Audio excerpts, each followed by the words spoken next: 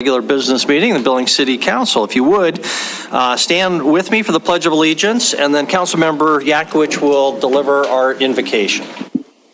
I pledge allegiance to the flag of the United States of America and to the republic for which it stands, one nation, under God, indivisible, with liberty and justice for all. Let us pray. Dear God, thank you for your amazing love, guidance, protection, and grace. We send our special prayers to the many who suffered and are suffering from the effects of the tornadoes that recently occurred back east. We pray for all afflicted by natural and unnatural causes. Please be with them all. We continue to invite you into these council chambers. You be our guide to as we do our work of the city and mayor. Guide our city administrator and all our great staff of our city in the many capacities they carry to help make our community the magic city that it is. Thank you for this precious opportunity to sit in these chairs. Please guide those who sit now and those who will sit later in positions of elected servants. Into your hands we commit our words, our actions, our plans and projects, and all else that it will be a blessing to our citizens and city and you. With deepest gratitude, we pray in your son's name. Amen. Amen.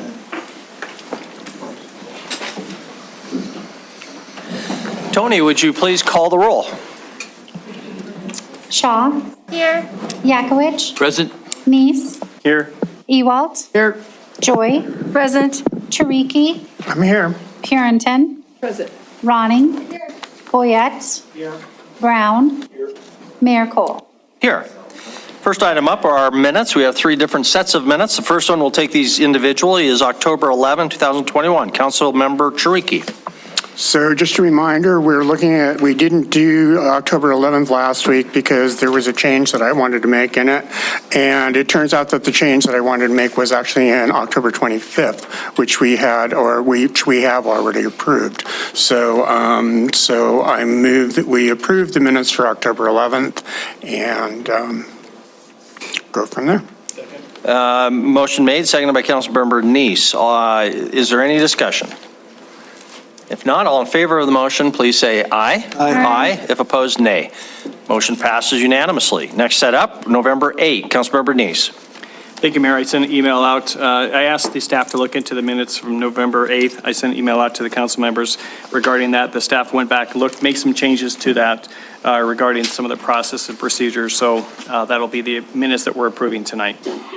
And I'll make a motion to approve November 8th minutes as changed by the staff. Second by Councilmember Boyette. Any discussion? If not, all in favor of approval November 8 minutes, please say aye. Aye. If opposed, nay. Motion passes. Lastly, our minutes of November 22nd. Is there a motion or discussion for those minutes? Councilmember Shaw. Thank you. I move to approve the minutes of November 22nd, 2021. Thank you. Is there a second? Second by Councilmember Joy. Any discussion?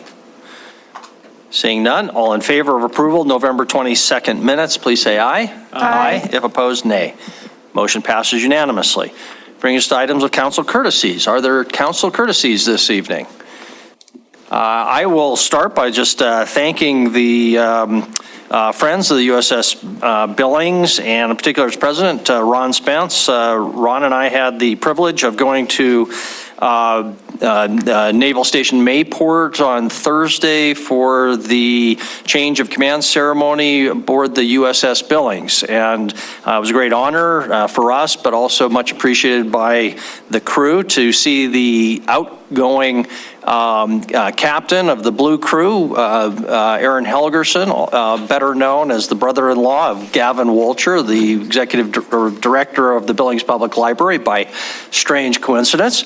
Leaving the ship for another stationing, and the incoming commanding officer taking over. So anyway, great privilege. Thank you very much. The only problem was the 23-hour trip back after mechanical problems on the airplane, but I did get back eventually this morning. Any other council courtesies this morning? Councilmember Shaw. Thank you. I just wanted to give a shout out to Cedar Hall at the Metro. They've been doing free vaccine clinics for all ages, including kids down to the age of 5 for the last 4 Saturdays. I've gotten my 9-year-old vaccinated now. She just got her 2nd shot. So for parents out there that are looking for a place to go, it's great, it's easy, walk in, free, great community resource. Thanks. Thank you very much. Any other council courtesies? Seeing none, we have no proclamations. Or do we have any council reports for boards or other bodies on which council members serve? Councilmember Yakowicz. Thank you, Honor. Not that I serve these boards, but been attending the Bicycle Pedestrian Advisory Committee. They meet every first Tuesday, 11:30 at the Miller Building.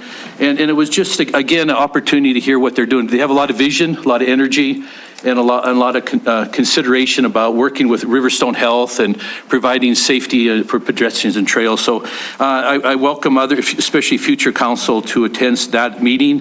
And then Community Development Board, again, both of these are ran by the Planning Board, and they meet every first Tuesday at 3 p.m.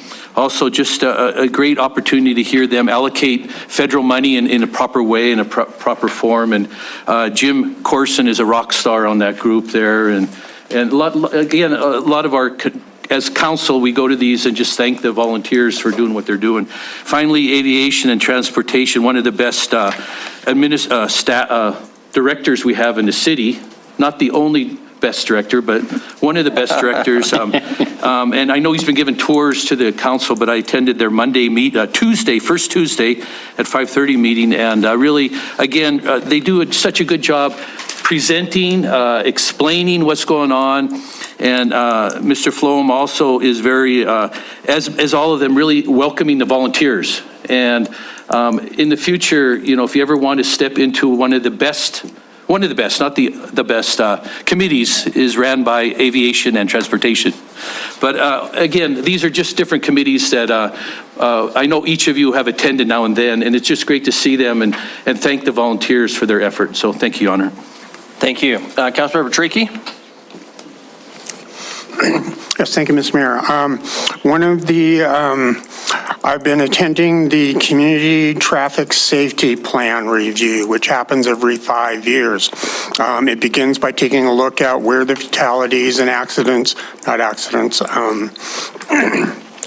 I forget the word I'm supposed to use, but I'm not supposed to call them accidents because it's not really an accident. It's when 2 cars come together, there's always a reason behind it. Anyway, so one of the things, so we take a look at the data, we look at what's, what we know about what's causing the problems, and then we take a look at what we can do, typically in an educational role, in order to bring these down. One of the most obvious right now is impaired drivers, whether that's because of alcohol, drugs, whatever, just misattention, watching their cell phones. And the other one is people not wearing their safety belts. Now, the next phase of this, which is going to start happening in January, is they are looking for partners to take on some of these issues, to commit to doing public education on some of these issues. So the reason I'm bringing it up tonight is I'm looking here at my fellow council members, wondering whether or not one of these things would be something that we as a council would actually feel that we should put some money behind. This is something that the council has, that the city of Billings has not participated in, except, for example, the police department very regularly steps up to things like speeding and things like that. But this is a public health issue. It's about public education, and for $20,000, $30,000 probably we can commit to an ongoing commitment to trying to bring down the number of fatalities and injuries that happen on our streets. Thank you. Thank you very much. I'll just add that it looks like January 25 will be the summit on that transportation program, and at the Metro in the afternoons, and it's probably something that we should all be get on our radar screen. So thank you for reporting that. Anything else in way of council reports? Councilmember Purington? Just quickly, I just wanted to report that Kendra and I will be meeting this week to come up with that letter that will be addressed to the governor, and as suggested at council last week, is that it will go to legislators and probably some local officials as well. So we'll run that past you maybe next week before we send it. Great. Thank you very much. Okay, City Council or City Administrator report. Chris Kukulski. Mayor and Council, I'll be brief. First up is just a reminder that next week's meeting is a regular meeting because of the holiday season. So that is a regular meeting. That packet went out. You've got them, and went out to the public today. Second up, there's no ex parte communication for tonight. Third, a thank you to you guys in a couple of different capacities. I get to see my oldest daughter graduate from college this weekend, so I won't be here for the last meeting for some of you. And I want to thank the four of you. You know, when I'll be down to two of you who've hired me after the four of you leave. That always gives a city manager a reason for pause. It's amazing how quickly that happens here in Billings, but I have appreciated you offered me and my family this job, this opportunity to make a living and to serve this community. And for that, I will always be grateful, no matter when we agreed or disagreed on things. We all were here serving together, and four of you, I wouldn't be in this seat if you wouldn't have offered me this opportunity. So a sincere thank you to you for that. Also, it's concert night in town, so you're going to see lots of staff, including myself, sliding in and out of tonight's meeting to see our kids in various concerts around town. So if you're missing somebody and you wonder where they went, they may have left the building and we'll be back. So thank you, Merry Christmas to those I don't get to talk to, and that's all I have, Mayor. Okay, thank you very much. That brings us then to public comment on the non-public hearing agenda item. So if you're here, member of the council, or I'm sorry, member of the public, there will be an opportunity to comment on any of the items on our agenda later that are public hearings. A copy of our agenda is available on the cart back there if you don't already have one. The exception to that opportunity to comment later is on 3 items. And so if you're interested in commenting on any of them, you need to comment on them now. Those 3 items are, first, our consent agenda, number 1, that has about 20 subparts to it. And then item 3B, the KB Rentals Development Agreement. And lastly, the Capital Improvement Plan, item number 5. Those things are not scheduled for a hearing later in the meeting. Everything else is. So if you'd like to comment on item number 1, any of the subparts on the consent agenda, item 3B or item 5, the Capital Improvement Plan, please come to the podium now and tell us what's on your mind. We just ask you to keep your comments to 3 minutes or less and tell us your name and address at the beginning of your comments. Is there any public comment on items 1, 3B, or item 5? Mr. Smith, you're not agenda items. Okay, all right. And there'll be another opportunity at the end of the meeting for anything that was not on our agenda to comment on at that time. Seeing no one coming to the podium, we'll close the public comment period on non-public hearing items and move on to item number 1. First, I'll ask for separations. I will separate item 1, the council appointments to boards and commissions, and we'll come back to that later. Are there additional separations? Councilmember Ronning. Thank you. I just need to recuse myself from 1N. I have a professional conflict with that particular vote. 1N, South Billings Aquatic and Rec Center Master Plan. Councilmember Brown. Thank you, Mayor. I'll be abstaining from 1R, 2, and 3. 1R, 2, and 3. Councilmember Brown will be abstaining. Councilmember Purington. I wanted to bring back N on the rec master plan. Item N. Penny is recusing herself, so I didn't know if it would. Yeah, we would separate that out in any event. Good. Anything else? Councilmember Ewalt? Thank you, Mayor. I just want to separate 1J and 1K for discussion and then maybe a separate vote. Okay, 1J, fiscal year 23 equipment replacement plan, and K, the technology replacement plan. Question for City Administrator and maybe Debbie Melling. Item 1L, Bishop Fox subdivision at 54th and Grand. That's the extension of the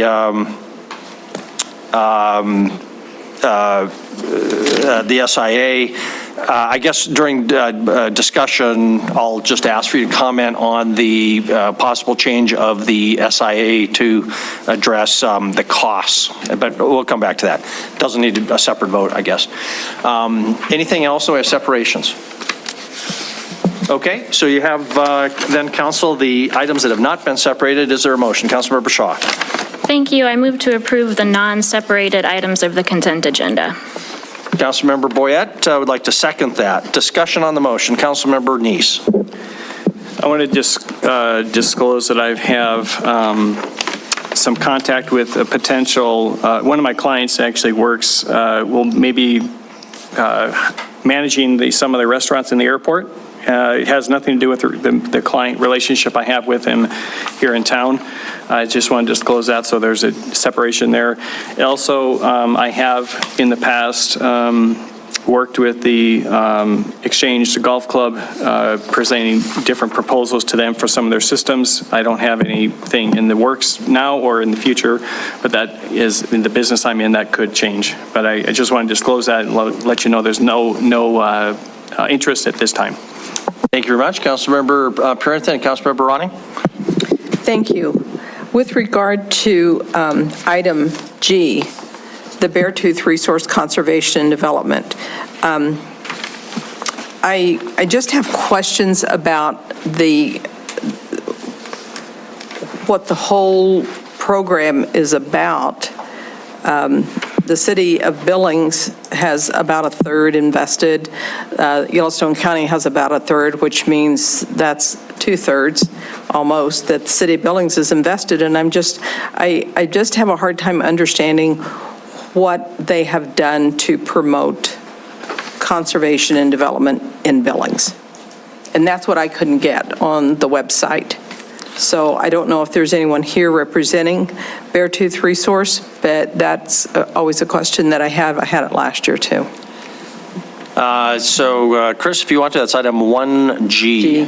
And they are available via Zoom, so we'll kind of test our technology there. There's representation from Beartooth RC&D, as it's a regional economic development agency, as was kind of stated in the memo. So I think they would be best to answer, kind of give their summary of projects specific to Billings, is what I'm hearing. What are, where has Billings seen a specific economic development benefit from these investments?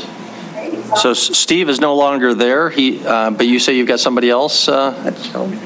Yes, this is Joel Bertolino. Can you hear me? We can. Very good. Very good, good. It's kind of like the voice of God, actually, wherever you're coming from. Too loud, maybe, huh?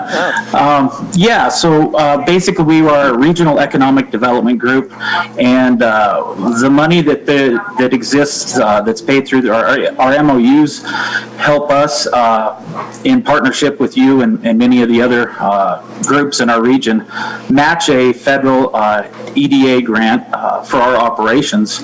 And those grants also provide funding for things like economic recovery and resilience. And so we were able to get somewhere around $400,000 last year for the CARES Act funding, almost half of which went to Yellowstone County Economic Response and Recovery through our partnership with Big Sky EDA. And that's just part of what we do in the region. Of course, we do quite a bit of technical assistance and business assistance and provide access to funding, grants and loans for small businesses. And we've been present at joint planning session that was in May, and we plan on attending the one on Wednesday as well. And have done quite a bit of promotion on opportunity zones for the area. We've got a very good housing study for the entire region, which also has some very good information for the Billings area there as well. And the revolving loan fund that we have provides gap financing to businesses in our region, and we have quite a bit there for Billings as well. We've got $265,000 dedicated, and the other $2,000 will be obligated here in the next couple of months to another business there. So that's just kind of an example of some of the things that we provide to the Billings and Greater Yellowstone area, it being, of course, the largest business hub in our region and potentially the state. So. Okay, thank you very much, Joel. Is there anything else before we move on? Councilmember Britton. Well, I guess, I read all of those things, Joel, but my concern is, are there specifics to these things? It's like we've done this and we've done these studies, but what is the end result?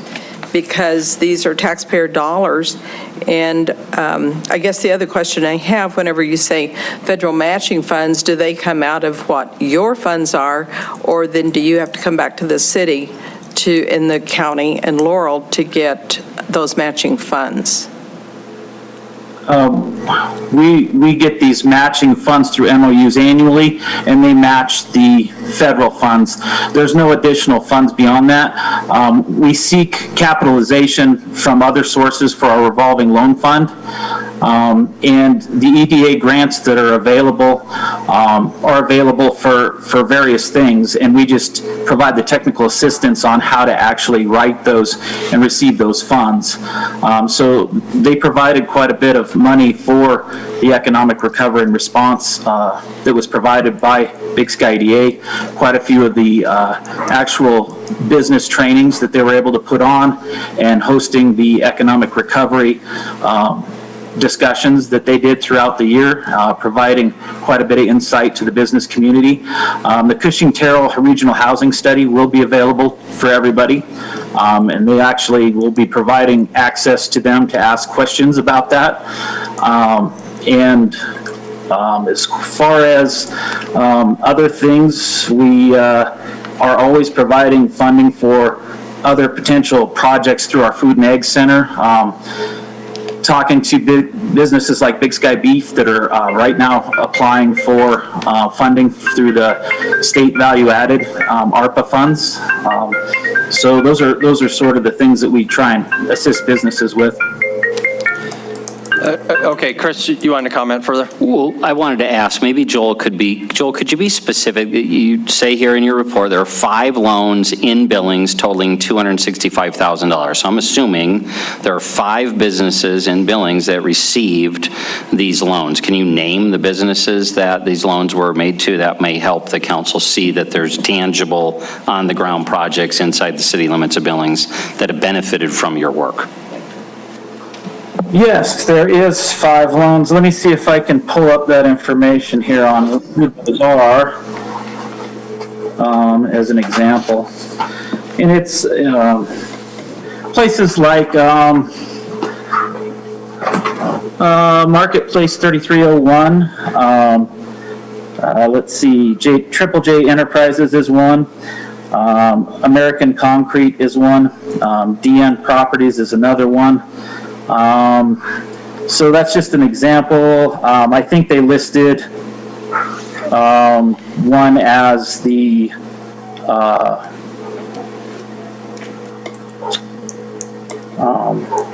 outdoor amusement park drive-in between Billings and Laurel. So those are just examples of ones that have been funded in the past. Okay, thank you very much. Councilmember Ronning?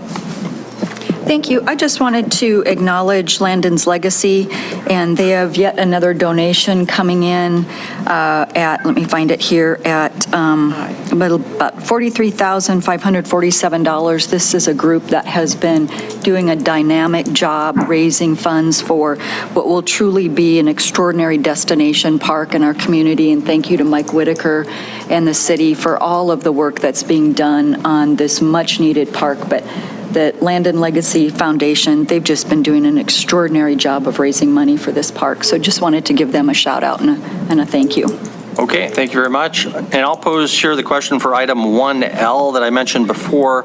That's the preliminary plat extension for Bishop Fox subdivision. So this is a subdivision that was approved on preliminary plat 5 years ago. And as part of the SIA, there is a contribution, I think it comes to about $17,000 total for off-site intersection improvements. And so the question I had for staff is, since we keep putting off the final plat approval, shouldn't we be looking to update those contribution costs, since I assume they have gone up in the 5-year period? So I don't know who from staff is best. Monica is at the podium. And Great, we'll let Monica tackle it. Okay. Good evening, Mayor, Council. Yes, so we have looked into this and discussed this today. We do believe that the condition of approval that talks about minor changes being made to the SIA does allow for that number to be updated. There have been conversations between engineering staff as well as the applicant's agent and the developers talking about utilizing the CPI index to increase that number. So that is the plan to handle that, which when they come for final plat, that's when the final version of the SIA is there. So those changes will be included for your approval at that time. Okay, thank you very much. Any other discussion on the motion to approve the non-separated items? Councilmember Yakwich. Thank you, Honor. Council, and I was going to bring it up beyond what Councilmember Purington brought up on Beartooth. So great questions, Councilmember Purington and Joel. Good answer. Just that we will be having, you will be having an opportunity to join this Beartooth Resource Conservation Development Area as council, because I was assigned to it at one point, and then Mr. Ewalt was at one point. So it may be an opportunity, maybe Ms. Purington, for you to join that, representing the city council on that board. That'll teach you. An opportunity. I've never asked another question. All right, very good. Any other discussion on the motion or any other items there? If not, we'll proceed to a vote. Okay, the motion before us is for approval of the non-separated items. If in favor of the motion, please say aye. Aye. If opposed, nay. Motion passes unanimously. Then brings us to the separated items. First item up is item 1. Those are the board appointments. That was my separation. So, council, I would present for you a motion for approval here, but it needs to be modified because of some recent developments. So, council, I move to approve all proposed appointments to boards and commissions as described in the list attached as item 1A1 of the council packet, with the following 3 exceptions necessitated by developments since the list was distributed to the City Council. Those exceptions are, first, number 28, Carrie Boyder for the Housing Authority Board, as Carrie withdrew her application by email last night. So that would come off. Second, number 29, Kim Lewis for the Human Relations Board, as Councilmember Purington pointed out that Kim has not met the 2-year residency requirement yet, which I should have caught, but didn't. And lastly, number 40, Lloyd Swords for the Parks Board, because an incumbent board member, Laura Drager, advised us last week that she would like to be reappointed to the Parks Board after all, and it is our usual custom to reappoint incumbent board members if they want to be reappointed. And if we didn't reappoint Laura, none of the Parks Board members would live in Billings Heights, as she does. So if this motion is approved, these 3 positions will remain open for the time being until they can be re-advertised. New nominations from the mayor can be noticed for the public, and the council can vote to fill the positions as soon as possible, hopefully early in the new year. So that is the motion. Is there a second for the motion? Second by Councilmember Neese. That's the motion. Any discussion on the motion? Councilmember Treaky. I just want to be clear. So Laura Drager is replacing Lloyd Swords, or all 3 of them are going to be vacant? No, just Lloyd Swords' name would be removed, to make room for some opening, and that will then give an opportunity for Laura to be appointed. It is my expectation to propose her name at the next opportunity. Thank you. Any further discussion? Councilmember Neese. Thank you, Mayor. I think I said, and I talked to you a little bit about this in email, but I sure would like to see the Parks Board have more representation across the city in different ways. And I understand there's 9 members, and we can't always find different positions. Some of the boards are set up that way, some are not. But, and this is maybe for the council next year to tackle, but it would be nice to see, you know, maybe 2 from each ward, and then the rest at large. And that way we can really focus on making sure we're bringing people in from our wards to, you know, sit on some of the boards. So the only other question I had is for Gina, regards to the process on this is, do we need to, if we're not appointing this position, Lloyd, is that we have to reject it, or do we just leave that one, say we're going to leave that one vacant? I believe the way the mayor just explained it was that he's not being rejected at this point, that one's just simply not being filled, and his application will remain for the next council meeting. Thank you. Councilmember Pearson? And I would just like to acknowledge what Roy said, because when I heard this issue, that if Laura didn't go on, that the Heights would not have a representation on the Parks Board. And I do think it's important, because it has been pointed out many times where the various areas in Billings, whether it's actually an area or ward, that maybe there hasn't been money spent in parks. So I think that's important to acknowledge that, maybe that we can add that to the application process. Thank you. Councilmember Ewell. Thank you, Mayor. I agree with Roy and Pam on that. I think that, I don't know what it would take to get it set up, but I think there should be one representative from at least each ward to get them spread out in the city so that they can advocate for their own area, and then come up with some way to get the other 4 positions filled. But like the Heights, if Laura wouldn't, if she doesn't get on there, we have nobody, and that's 33% of the population of Billings. So that would be kind of inequitable solution. So it's something that might need to be worked on. I don't know what it would take, but I would really recommend that it's done by one at least from each ward. Okay, thank you very much. Any further discussion on that motion? Councilmember Tricky. I would just like to say that while I think that's a very good idea, I would like to remind council that this is not the motion that's on the floor, and that if you do want to bring a substantive change to this process, please bring an initiative forward. Elsewise, this is just air that's going into the minutes and it's going to disappear. So if you want to make this change, don't just echo each other, do something about it.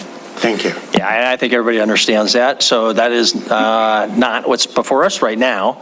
Any other discussion on the motion? If not, we'll proceed to the vote. So if the motion is clear, those in favor of the motion, please say aye. Aye. If opposed, nay. That motion passes unanimously. Brings us then to our next separated item. Councilmember Ewalt, Councilmember 1AJ, Equipment Replacement Plan. Thank you, Mayor. We could probably lump these 2 together on this. We talked a little bit about it in the work session. The inflation rate is over 6% right now, and I think they said that they operate on a 4% increase. If you get behind in payments, it's always tough to make it up. If we were to raise this to 6%, and after a year inflation goes back down to 2%, that'd be really great. But we can always drop it. But if we keep it at 4%, we're going to be fighting an uphill battle trying to gain back that 2% or 2.5% we lose in that 1 year's time. And so I just want to bring this up for discussion, and I might make a motion one way or another. But Okay. So do we have a motion, or they're just kind of raising? I can make the motion, then we can discuss it. So I would like to make a motion that we increase the rate that everybody puts into the equipment replacement plans, both technology and equipment replacement, to 6% instead of the 4%, so we don't risk getting behind and putting aside money to pay for this equipment when it comes time to replace it. Material costs are going up all the time, and so and just trying to get things is tough. I'll second that. Okay, so it was made and seconded by Councilmember Purington for discussion. Is there discussion? Councilmember Ewald? It's Neese and seconded by Neese. Councilmember Neese. And I do have a discussion for Andy on this. You break out your calculator there. Yeah, I'll see if I can find one.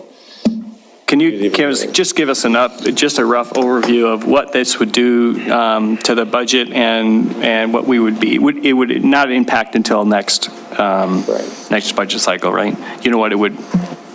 Mayor, Councilmember Ewald and Neese, I just want to be clear. Did you say taking it from 4% to 6%? Is that what you? Okay.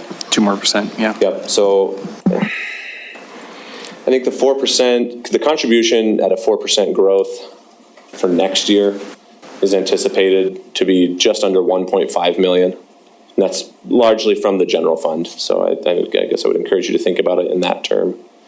I take it to 6%. For next year only, it takes it up to 2.24 million. So let's set another 600,000. Is that what I said? Oops. Yeah, so 700,000, I'd say. So I mean, it'd be another 700,000 coming from the general fund into the ERP fund. So that would be the impact on next year's budget. Okay, thank you. I'm sorry, what was the kind of the net number ballpark was? With which one, Mayor? Your answer, what did you come up with finally? 700,000 increase over what is in the current plan.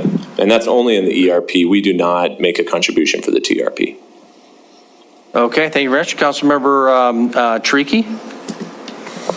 I remember that we asked staff this question during those presentations, and my recollection is you said you were concerned but didn't feel that we needed to do it at this point. Is that still your recommendation?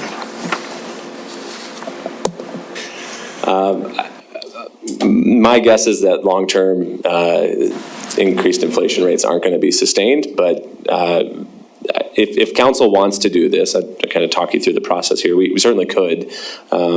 Each year when we look at what the contribution needs to be, we start with what's the beginning cash balance and what are the projected expenses for the next 20 years. So if we get there next year and we're looking at it and our cash balance is really high because we've contributed an inflated amount, what you'd likely see is reduced contributions over the future years. And that would be the end result. It's not, it wouldn't be a waste of money necessarily. It would just be set aside earlier than it otherwise may need to be. Okay, Councilmember Ronning and Councilmember Purington? Actually, Pam had her hand up. Okay, I'm sorry, Councilmember Purington? Does it have a bearing on how much is in that reserve right now? Whether or not you do this, an additional 2%? Councilmember Purington, no, I don't believe it does. I don't believe it does what's in there right now does not have a bearing on what we put in necessarily. We do begin with that balance to determine what to put in. So in the future, it would have an impact on that decision. Thank you. Councilmember Ronning? Thank you. Andy, is the city or any of the departments at risk for falling behind on a payment now or in the future on any of these types of loans that we may have or anything like that? Councilman Ronning, we don't have any loans. This is just payments to ourselves. Currently, nobody is at risk of falling behind. I think what you should consider when making this decision is when we go into the budget process, we're going to have a $700,000 increased contribution spread across departments. And what we may see as a result is foregoing other things. And maybe that's what we should be doing because we want to be making sure we have money set aside for equipment. But as you know, there is only a pot of money in the general fund to work with. And if we set some aside in the ERP fund, we do have to make decisions to where that comes from. Okay, thank you. Thank you. Further discussion, Councilmember Ewald? Thank you, Mayor. So Andy, is it easier to charge up front a little bit more than it is to make it up in the back end if things keep going bad? Councilmember Ewald, that's a good question. I'm not sure which is easier. I suspect setting aside money ahead of time is probably the easier thing to do rather than scrambling to find it at the end. Many times, though, when I think we get to a point that equipment costs more than what we anticipate, we're not too far off, so it hasn't been that big of a challenge. I'm just thinking of the radio system, though, that is the exact opposite of what I just said, because that one is quite a bit more expensive than what we had anticipated. Follow up, please, Mayor. Go ahead. So if you do this, when do you start charging? Next July? Yes. Okay. So if we made that motion now, come budget time, it could be changed, right?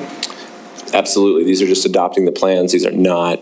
But at least it would be a spending. proactive step in case stuff stays the same or gets worse. If it gets better, it can be changed before budget talks are over with. That is an option, yes. Okay, thank you. Okay, Councilmember Choi, and then Chris. Thank you, Mayor and Council. Since this is discussion time, I won't support the motion. There are opportunity costs to putting money aside. Number two, inflation isn't, we say inflation at 6%, but that's not across all sectors of the economy. So which parts of the economy are experiencing 6%? That's an average. So how it's impacting the specific equipment that you are trying to buy may be very different than the rate of inflation because that's an average. So I won't support the motion. Thank you. Okay, thank you. Chris Kukulski and Councilmember Neese.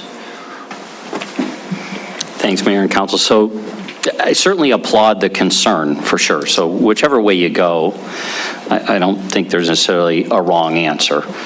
You nailed it. It is a limited resource, the cash we have in the general fund. You're talking about the equivalent of almost 3 mills in this swing of 2%, which if inflation turns out to be 7, 9, 10, yeah, you can see how we're going to be hurting. It also, though, affects the CIP. I mean, any expenditure in the general fund, this impacts. So if you were to pass this motion with the 6 and we add the roughly 700, then when we put the budget together, as always, the CIP, TRP, ERP will be rolled in. We'll take it at that, and then we would need to come back and if we say, you look at, there's some other projects that are being compromised by this, then I think as a staff, we'd recommend you consider rolling that back. Or exactly the reverse. If nothing happens here, you leave it where it is, and inflation continues to grow and we see a problem on the horizon to affording equipment, nobody in this organization wants to screw this program up.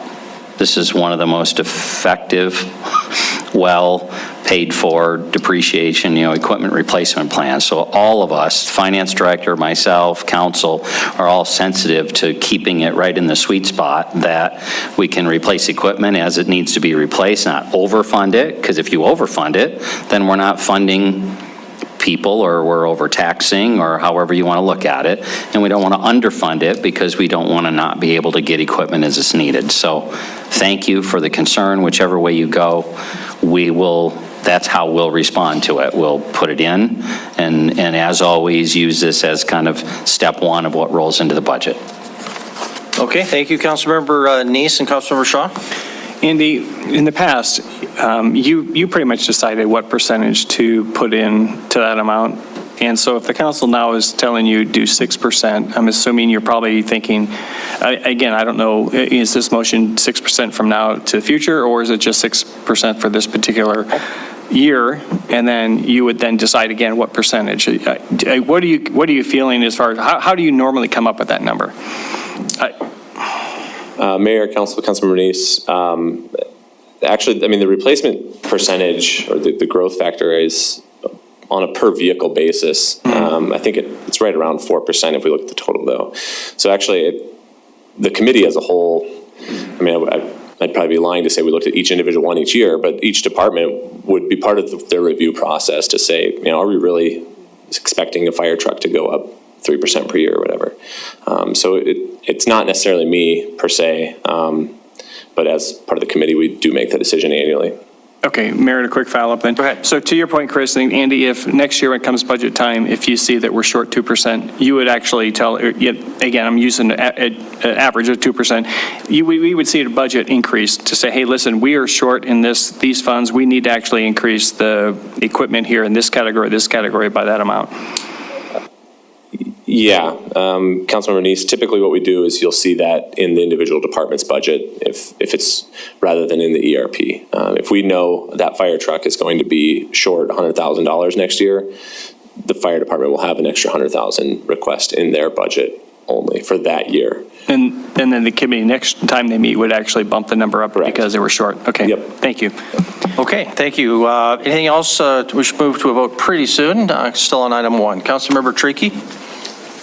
I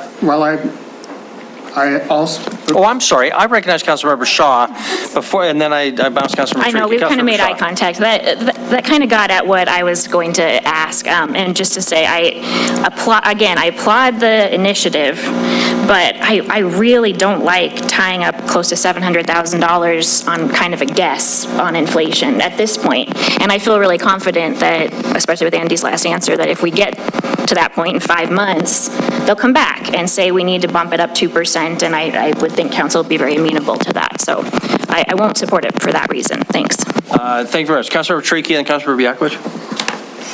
Yeah, so I'm not going to be supporting it either. I think that if we do need to consider this at the time of when we do the budget, it needs to be considered in the context of the entire budget. I also think that I also would like to, and in that context, one of the things to keep in mind is, even though I hate doing this, one of the things that often gets deferred during times of tight budgets is equipment replacement. You know, so we're kind of putting ourselves the cart before the horse here. The other thing I would like us to keep in mind is that when you set aside money during inflationary times, what you are doing is devaluing that money. The money that you are setting aside will stay the same while its purchasing power goes down. So I agree that we need to be thinking about this, but I do not think that this is the appropriate time or way to approach this problem. Thank you very much. Councilmember Yakovich. Yes, Sean, I'd like to make a substitute motion to approve. Second. Okay, so the substitute motion is just to approve items J and K. I think the first motion was a combination. So, and the second by Councilmember Shaw. Discussion now on the substitute motion. Is there any discussion on the substitute motion? I am going to support this motion. I think after talking to the staff, I feel confident that they'll make the adjustments as needed and present it to us. So thank you. Okay, are we ready to vote? Councilmember Biakovich? You know, without saying, Councilman Ewell, excellent point, idea you brought up. Yeah, no, it's the reality of the world in which we live, so good discussion. Okay, we'll proceed to vote then on the substitute motion. If this passes, it replaces the underlying motion. If in favor of the substitute motion, for approval, items 1A, J, and K, that's the right terminology anyway, J and K, please say aye. Aye. If opposed, say nay. Nay. Motion passes. Councilmember Ewell voting in the negative. Bring us then to item 1N.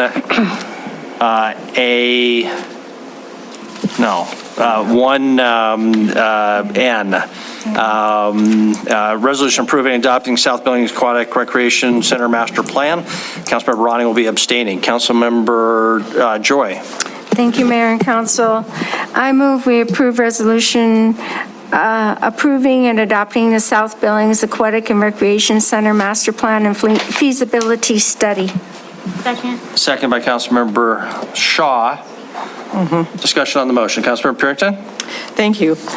As I looked back through this and I looked at the CIP, I cannot support this at this point because when that was presented to us, I think it was 2 weeks ago at a work session, there was so much of that plan that they had the A and the B is, I think, the one that was at the hotel, and that's not even a viable option right now. And I know that there's coming up for the design plan, which actually will be the one, the way I understood it, tell me if I'm wrong, is that the design plan is going to tell us pretty much then what we're going to do, how much it's going to cost, or what kind of money we're looking at. And so I just think that I can't support that master plan because I don't think it's current enough. It was, what, 19, I think it was? So I'm just, I don't feel comfortable with it at this point. Thank you very much. Councilmember Neese? Yes, I have a question for Mike Whitaker about it.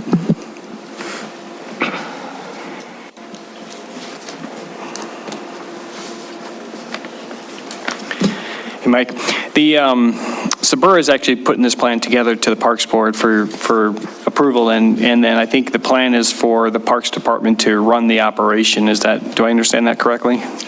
That will be a part of the conversations that we will look into that, yes. So we're not sure who's going to run it yet? Not as of yet, no. Okay. So if this is approved tonight, what would be the next step? What would be the next amount of, process as far as funding and what we would see coming to us to then approve? Basically, our departmental policy is that we must have a master plan, a council-approved master plan in place before we move ahead with any development. The next step would be doing a design concept, and at that time, we would bring a couple scenarios to council with a recommendation on how to move forward. Once that decision has been made, then we'll do additional design work to make sure our numbers are correct as relates to the construction and operation of the facility. Mayor, do you mind if I have a question? Go ahead. So something sticks in my mind, $3 million is the next phase to spend. Is that, am I incorrect on that, or is that, am I just reading that somewhere in some other document? Councilmember Neese, that's what's in the CIP for the following year. Right now, it would be roughly around $245,000 for the next phase to do the design concept. Mayor, you mind? Yeah, go ahead. Councilmember Neese, my recollection from that is that number was big because it included construction management that would happen down the line. So there was a number out there, but was the source of that large number. But go ahead. So, and then this master plan talks about the cost to operate it I believe the estimated cost was anywhere from between $300,000 to $600,000 in taxpayer dollars over and above any kind of fees. Is that correct? Councilmember Neese, that is correct. But that's a very preliminary estimate. Until we actually do a design, we won't have a more accurate number, but that's what's in the master plan. Okay. Thank you. Okay, thank you. The further discussion, again, the motion is for approval, item 1N. Councilmember Brown? Thank you, Mayor. My only concern here is these master plans are pretty well followed by city staff. They're pretty tight to it. This was the master plan. This is what was approved. This is the way we're going to move forward. And, the city taking on that responsibility of management, that overhead of the cost, I don't know that that's going to come down. I just don't. As badly as I want this to move forward, that management plan, I really don't like it. And if we approve it tonight, that's the plan to move forward with. So that's a real concern for me.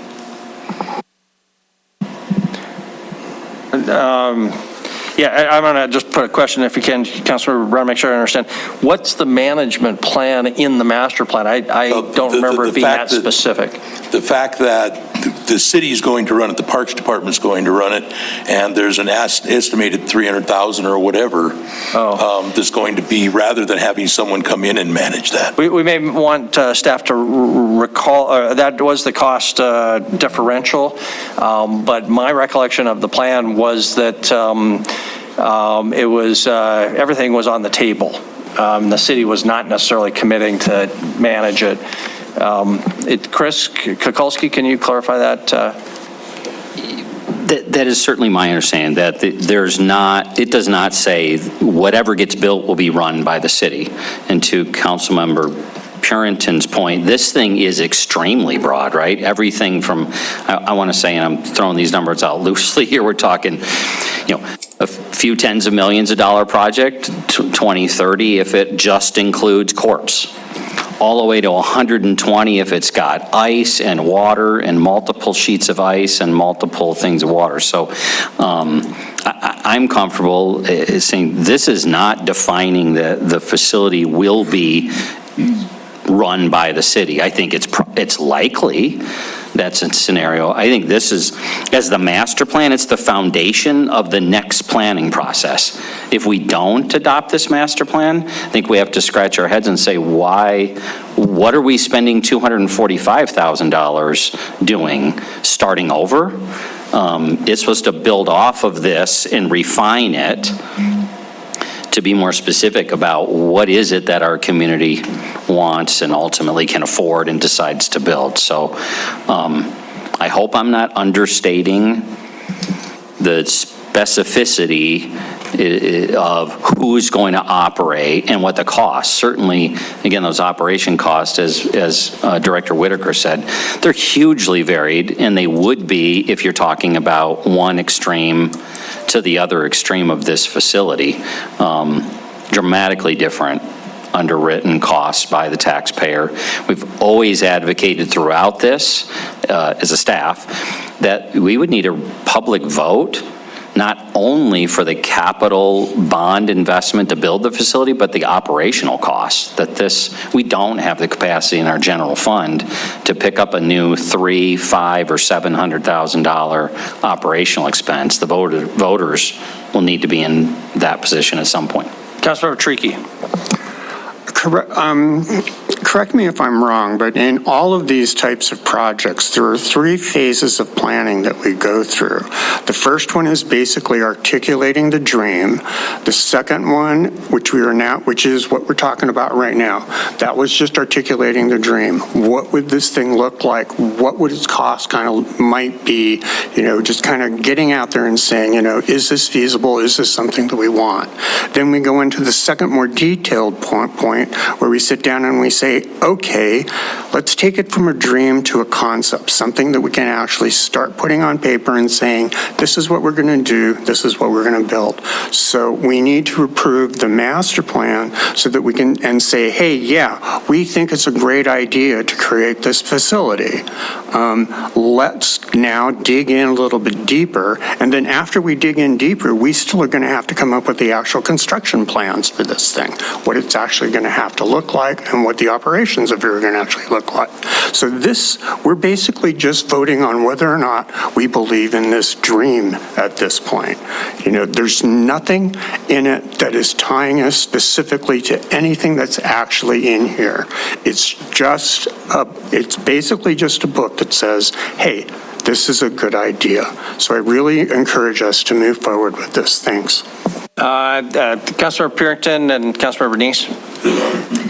And I appreciate those comments regarding the dream. However, I think one of the things that we've seen in the past are some of these master plans that sit on the shelf for several years, looking for the funding to come about, and then they have to redo a master plan. I don't know how long those master plans last, but I think this specific master plan, and as to Sean's point, it is broad. It's very broad. In fact, some of it's not even conceptual at this point. I love the idea. I think it's a wonderful idea. I would love to see it happen, but I think we have to be very careful in putting forth that dream, if you will, to make it attainable. I don't think we want to put so much out there, because we've seen from 30 million to 60 million to plus, and one of the things was the ICE, and in the citizen participation, ICE was way down there, but I know a lot of people want that ICE. So anyway, I'm just saying that I'm just not comfortable with this master plan. I don't know if you can take this master plan, hone it in, get it where it needs to be, and then look at the design plan. Thank you, Councilmember Neese. Thank you, Mayor. I really don't want to, I mean, I like the idea of having a rec center down there. I think there's some benefit to the city overall. But this master plan, we've seen other master plans before, and they're much more narrow and defined. This one just isn't. And I think it needs some more work. It needs to come back to the council with more specific issues.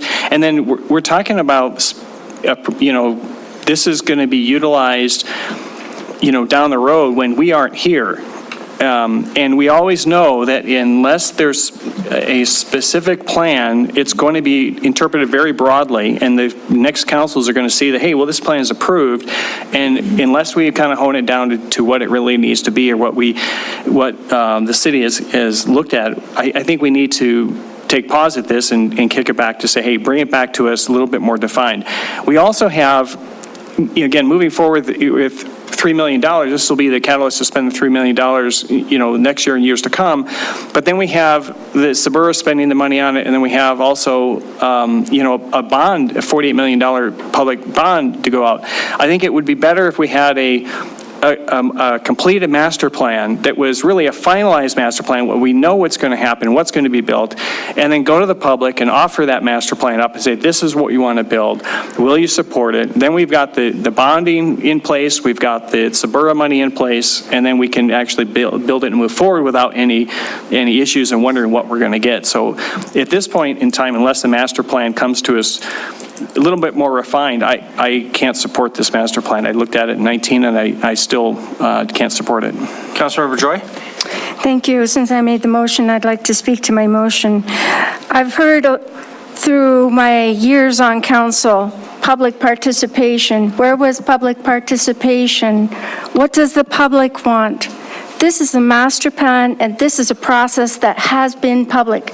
The public has spoken up. They said, we want this. Did they say we want X amount, or do we want this? They expect us to take on that responsibility and push it forward. At what time have we heard the public say, no, we don't want to be a part of this process? The public has spoken. They want this to move forward, and I will support this, and we will refine the process, and we will get to the point where we know exactly what we need in order to accomplish this. We bought the land. The land is sitting there. Did we buy that for what? Nothing? No, we bought it because we have a plan, and this moves it forward. Thank you. Thank you very much. Councilmember Brown? I guess a follow-up question to whoever might be able to answer this. So if we approve it tonight, then we move on to more research.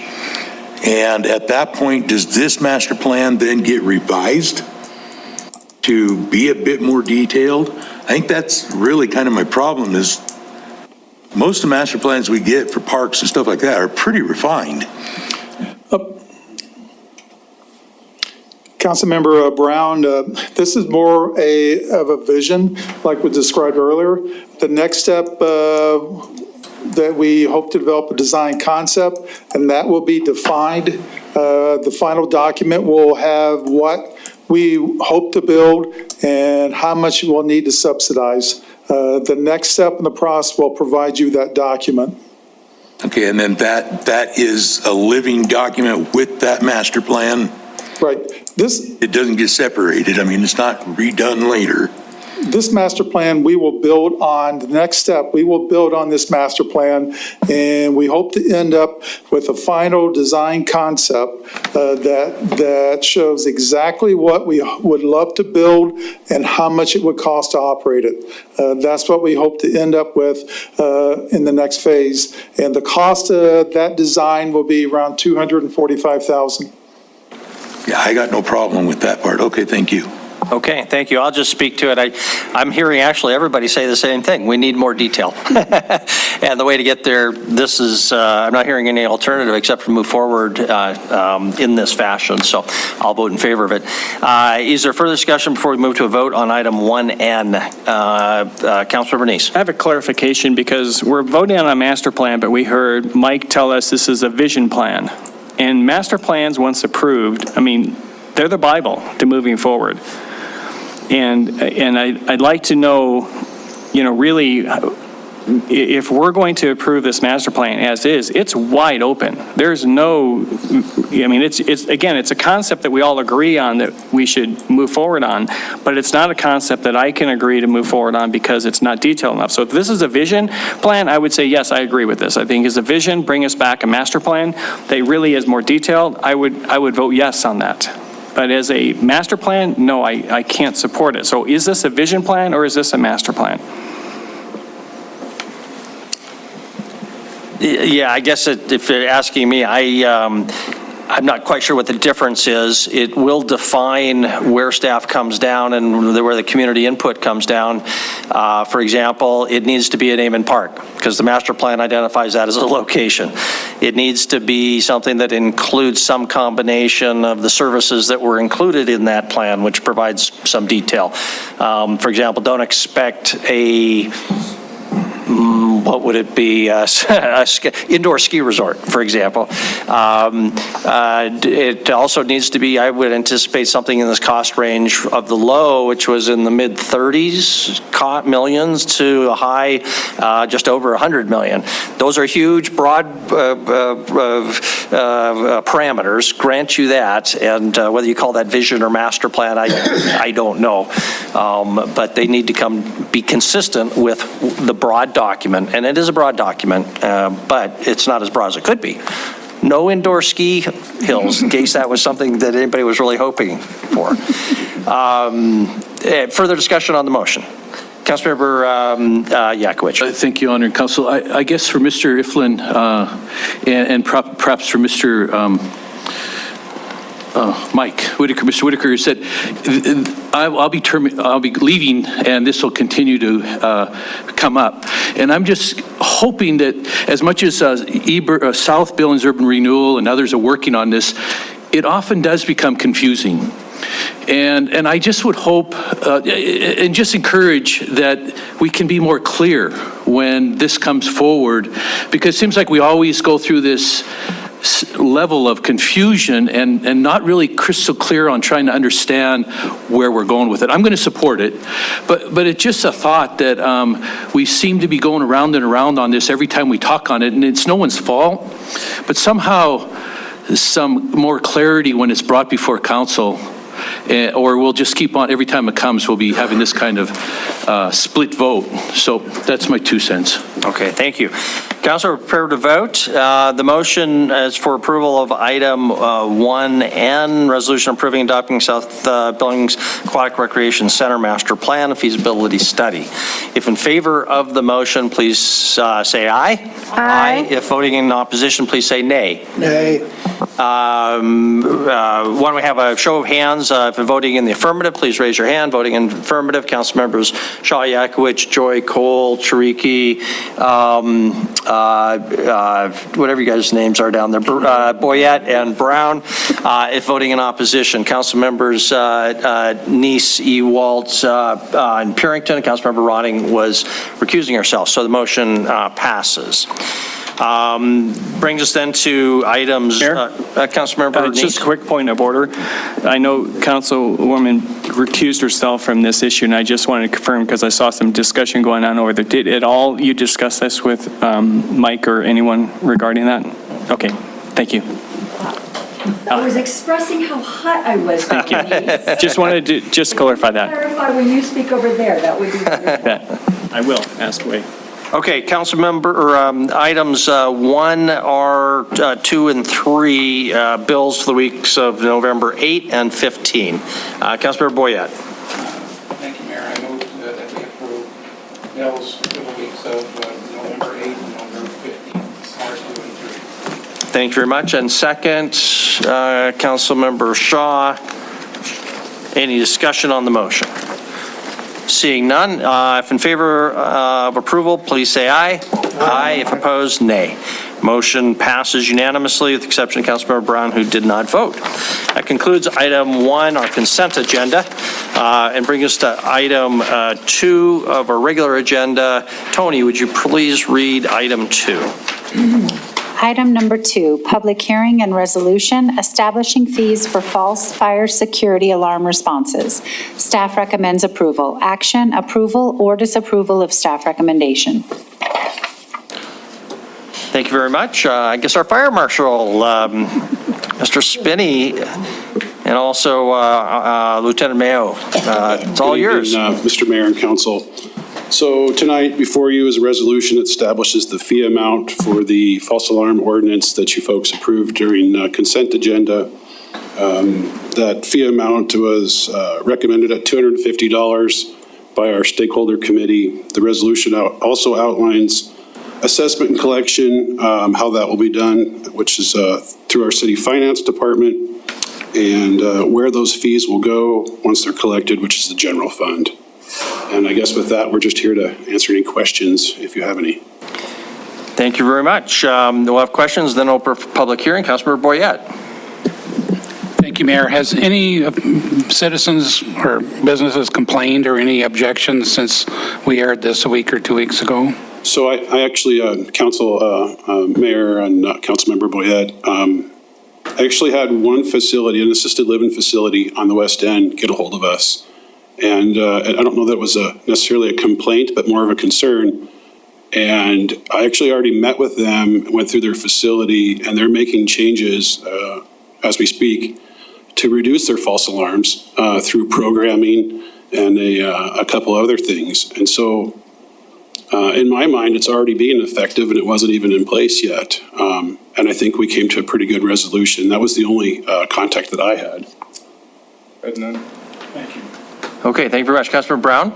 I think Mr. Boyette's question brings up a good point. So in the future, after this is passed and we're moving forward, if you're working with a business that's actively working with you guys trying to resolve something, are they going to see these fines? Or is that way too much management to try to manage something like that? If their monitoring company reports the alarm to our dispatch center, then and it exceeds the allowable amount, then they will be sent a bill. Okay. For that response fee. Okay. Thank you. Any other questions for the fire marshal or Lieutenant Mayo? Councilmember Puritan? Thank you, and thank you both of you. I think it's a great idea. I love the stakeholder participants in this because I thought that was really great. You know, there was one of the questions that I did ask in my question to Mr. Kokolski was where these funds will go afterwards because they're designated for the general fund. And my thing is that I think it would be good if they went into public safety since it's public safety. The other point was that in gathering the information, the data, because if one goes to the police department, two go to the fire, and who keeps track of that data? And is it going to be like a quarterly thing that you're going to look at this and go, oh, or is this going to be an ongoing data collection that each department, because I understand it'll be separate, and then each department will contact those that are in violation of the 3 alarms? Okay. Mr. Mayor, Councilmember Parrington, on your first comment there, I agree. I think it should go to public safety as well, but I was told that it needs to go to the general fund. So I'm not sure exactly how that works. Maybe Mr. Zoller can elaborate on that. But on the second part of that, the fire department will manage our records and keep tabs of the alarms. Our administrative assistant in the Fire Prevention Bureau will be doing that. And we will send a spreadsheet over to finance, and at least monthly, it may be more than that. We'll have to work those details out with Andy and his office. And then the police department will do the same on their end. Okay. Thank you. Thank you. Any other questions before we go to a public hearing? Gentlemen, don't go away too far, but you can take a break right now. Thank you. This is a public hearing then on item number 2, the resolution establishing fees for false fire alarms and security alarms. If anybody would like to be heard on item number 2, please come to the podium. Is there any public comment on item number 2? Don't see anybody. So we'll close the public hearing on item number 2. Back to council. Councilmember Yakovich. Yes, Your Honor, I move to approve the resolution establishing fees for false fire security alarm responses as recommended by staff. Second. Lots of seconds. We'll give it to Councilmember Ronning because she's going off, so not having any other better basis. So, Councilmember Purinton. I would like to make an amendment to that motion in that those fees that are collected, that they go to the public safety fund within the general fund. Is there a second? And if there is, we'll ask staff to comment. I'm not seeing a second for discussion. Okay, so second by Councilmember Ewald. And could we ask our finance director or Kevin or somebody comment on the mechanics, feasibility, good idea, bad idea, that sort of stuff? Good evening, Mayor and City Council. Ultimately, it's up to you guys which fund we put that in. At the end of the day, it logistically doesn't make any difference. So much funding from the general fund funds the public safety fund that if we put this over there, it just means a little bit less from the general fund going over there. So if you want to put it into the public safety fund, I have no issue with that at all. But that's certainly up to you guys. Okay, Councilor Bernice? Thank you, Mayor. Andy, do you envision any other departments ever being involved in this? I mean, could code enforcement somehow be called out there in enforcing some of this in the future? I mean, if we limit to public safety, it's public safety. If we put it in the general fund, it could be code enforcement, it could be legal, it could be, attorney, it could be finance, because you have to do all the tax rolls and stuff like that, correct? I mean, if they don't pay it? Councilman Bernice, the likelihood of it actually being code enforcement, I think, was so far down the road that I probably won't be here, and neither will anybody watching. Okay. We'll need a lot of staff to have false alarms on their level. But again, if we do put it into the public safety fund, it just frees up funding in the general fund. So it doesn't make a big difference either way. And your staff will be doing some of the work as well? Correct. We'll be getting the information from police and fire, compiling, and then either sending out the bill or using a third party to administer it. We haven't quite worked that out yet. Okay, thank you. And just while we got Andy and then Councilmember Ewald, does it add anything to your costs? For example, if we had 20 of these, because you're going to get several freebies before you actually see one of these charges. So if you had 20 of them a year, that would raise $5,000. I just want to make sure there's not administrative costs for that accounting change that we need to be concerned about for a relatively small dollar amount. Stroke of a pen. Mayor, Council, I think based upon what we have seen for false alarms that they've been tracking, there will be enough revenue with the $250 fee to cover any small additional costs. Okay, thank you, Councilmember Ewald. Thank you, Mayor. This is kind of like the motions I made to the landfill in 19 and 20. This is in addition to what general fund actually gets now. And public safety is the one that always keeps driving up the cost of general fund. So if council would say this goes to general fund and you don't reduce public safety to make the teeter-totter work, you just give it to the general fund or to the public safety. If that was in the motion, then it would just go to public safety, but you wouldn't decrease public safety to keep it in the general fund. You understand what I'm saying? I understand what you're saying, Councilmember Ewald, but each year, I mean, the past practice has been just to plug whatever deficit exists in the public safety fund from the general fund. If future councils wanted to change that and keep putting money into the public safety fund, whether the expense was there or not. That would certainly be their prerogative to do so each budget cycle. So I'm thinking this might be a pretty good amount early, but as time goes on, the amount's going to start going down, so. Hopefully.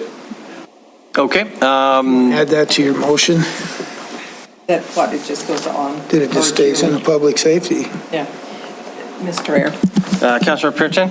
And I guess the reason why I'm saying the public safety fund is because if it goes into the general fund, I mean, it could be buying sandwiches for us at some point. So I just think because it is something that the fire department and the police department specifically came to council to ask for this, that's where it should go. And that's my main reason for doing this. And thank you for Captain Spinney back there. He kind of agreed. So just saying. Okay, so that's the motion. There's a second. Further discussion on the proposed amendment to the underlying motion before we proceed to a vote. Don't see any, so we'll proceed to a vote. This is only on the amendment. Fire Marshal, did you want to? Okay, yeah. Fire Marshal Spinney, you want to comment before we proceed to a vote on this amendment? Thank you, Mayor and Council. I guess my only question would be probably to Gina. So the specific wording in this resolution says it's deposited in the general fund. Would we need to amend that? My interpretation of the motion is that would require an amendment to that resolution, and we would change that language. Yes, it depends on the vote on this amended motion Do we here. have to come back to council again? No. Oh, okay. Yeah, thank you. Okay, so we'll proceed to a vote on the amendment. Is the amendment clear? No. Okay. So the motion is any funds to be put in the public safety fund. Right. Ongoing, not year to year. Is that what you're saying, Frank? You don't negative out of the general fund whatever they get, so it just adds over and above what they actually get out of the general fund anyway. I don't know how you define that, since we It doesn't make any difference if you live in the general fund, because if you stick it in public safety, then they just get that much less out of the general fund. Right. Yeah, it's just a budgeting decision every year, how much we just put it in spend on general public fund. safety. We have to make that decision every year. So I don't know how you'd accomplish that. So the motion is that it be deposited in the general fund, or I'm sorry, in the public safety fund. From now until that's changed. Okay. So if the motion is clear, then all in favor of the motion, please say aye. Vote aye. Let's have a show of hands. If voting in favor, council members Yakowicz, Neese, Shaw, Ewalt, Joy, Treaky, Cole, Purington, and Ronning. If voting in opposition, please raise your hand. Brown and Boyette. So motion passes. Voting in opposition were those two council members. Everybody else voted in favor. So now we have the amended motion in front of us. Further discussion now on the amended motion. Is there any further discussion on the amended motion? If not, we'll proceed to a vote. If in favor of approval of the now amended motion, please say aye. Aye. If opposed, say nay. That motion passes unanimously. Thank you very much. That concludes item 2. Bring us to item 3B. Tony, would you read item, I said 3B, item 3A. Tony, would you read item 3A?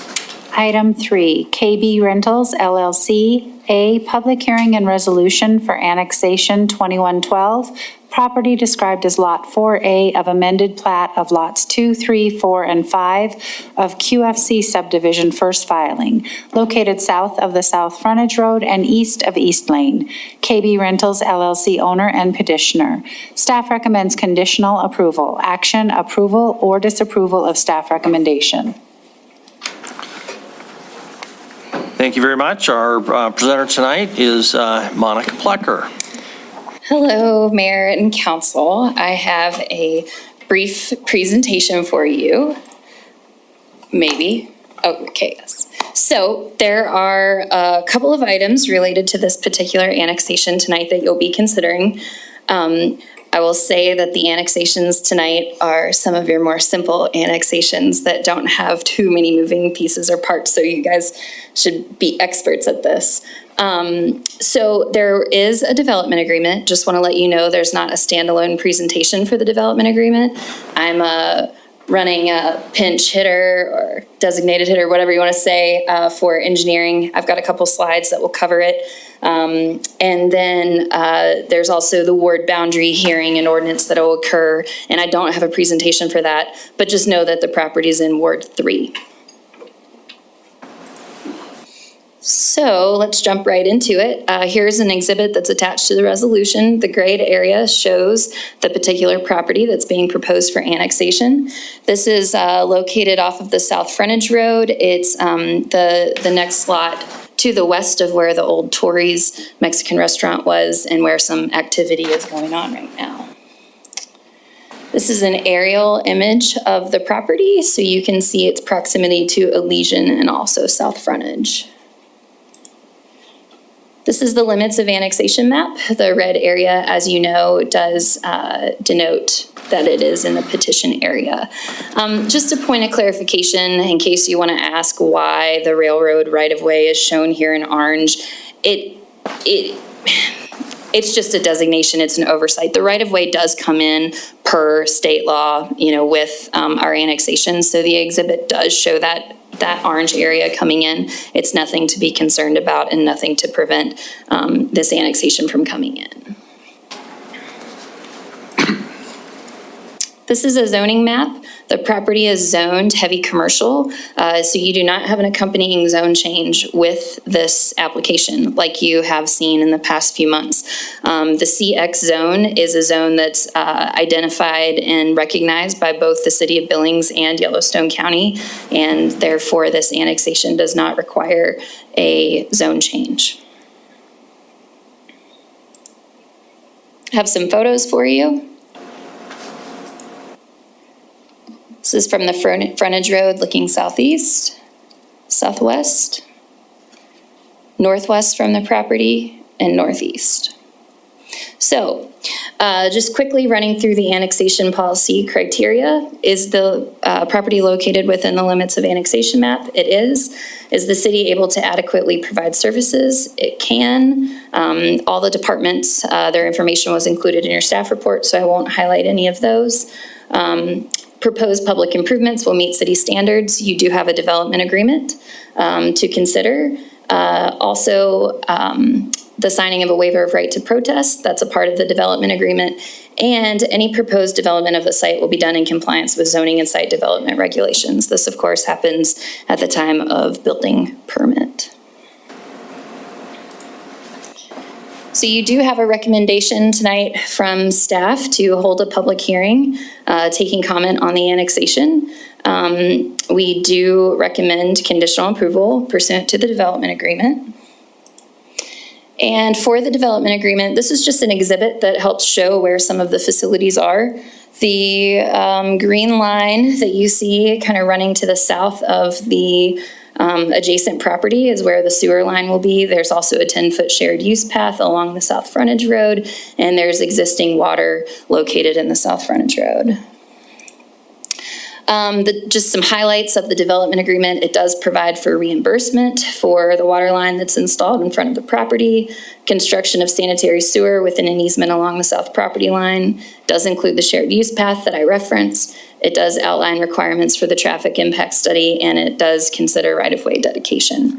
So Debbie is one of the staff members that is gone at a concert right now, so I will do my best to answer any questions related to the development agreement, but it is in standard keeping with the development agreements that you're used to seeing. And those were the highlights. And with that, I will conclude my presentation and answer any questions you may have. Thank you. Questions for Monica before we go to a public hearing. So Councilmember Ewald and then Councilmember Boyette. No, somebody down there raised their hand? No? Okay, Thank you, Mayor. Councilmember Ewald. Monica said railroad property, it's not in city right now, but it will be in city. It will. So that means we get to collect tax from the railroad? I don't think necessarily, I mean, I don't know exactly how that happens, but, you know, we do have railroad right-of-way that comes all the way through the city. And I'm thinking there should be some city tax involved in that. Thank you. I'll call my contacts. I'll see what I can do. Okay, Councilmember Purinton? Monica, this may be, you know, kind of out of the point of the 10-foot sidewalk. How much of that land area that we're looking right now have been developed enough that they will have that sidewalk, and that at some point those sidewalks will connect? Councilmember Purinton, as far as the whole length of the frontage road, I'm not exactly sure. I can tell you that the property that was recently annexed directly to the east, that has the 10-foot shared use path. So at least for the development of this QFC subdivision, the QFC subdivision is those lots, 5 lots, 4 lots that you see there. Along that frontage, it will have that. And then, of course, we've done some other annexations over the last year that have included it as well, but further down South Frontage Road. So we are making slow progress, but, you know, you just have to take it. It's like, how do you eat an elephant? One bite at a time. That's what we're trying to do here. I just want to follow up. So the point, and I was going to ask this question too, and Frank brought it up with the railroad. I thought whenever the railroad runs through private property, that there is some regulations that the property owners, and this may just be county land, but that they have to either keep the weeds away from the railroad tracks. Are there some regulations that the railroad is requiring of these property owners along that pathway there? Councilmember Purinton, I wouldn't think that the railroad is requiring anything of this. So the location of the right-of-way that's coming in with the property is separated, you know, because immediately adjacent to this property is the South Frontage Road, then you have the interstate, then you have the railroad. So there's not really that immediate adjacency to create that type of, it's just that when we've been doing the annexations in this area, because those right-of-ways stack up against each other, we've been bringing all of the right-of-way in, regardless of if it's highway or railroad. Thank you. Thank you. Any other questions for Monica?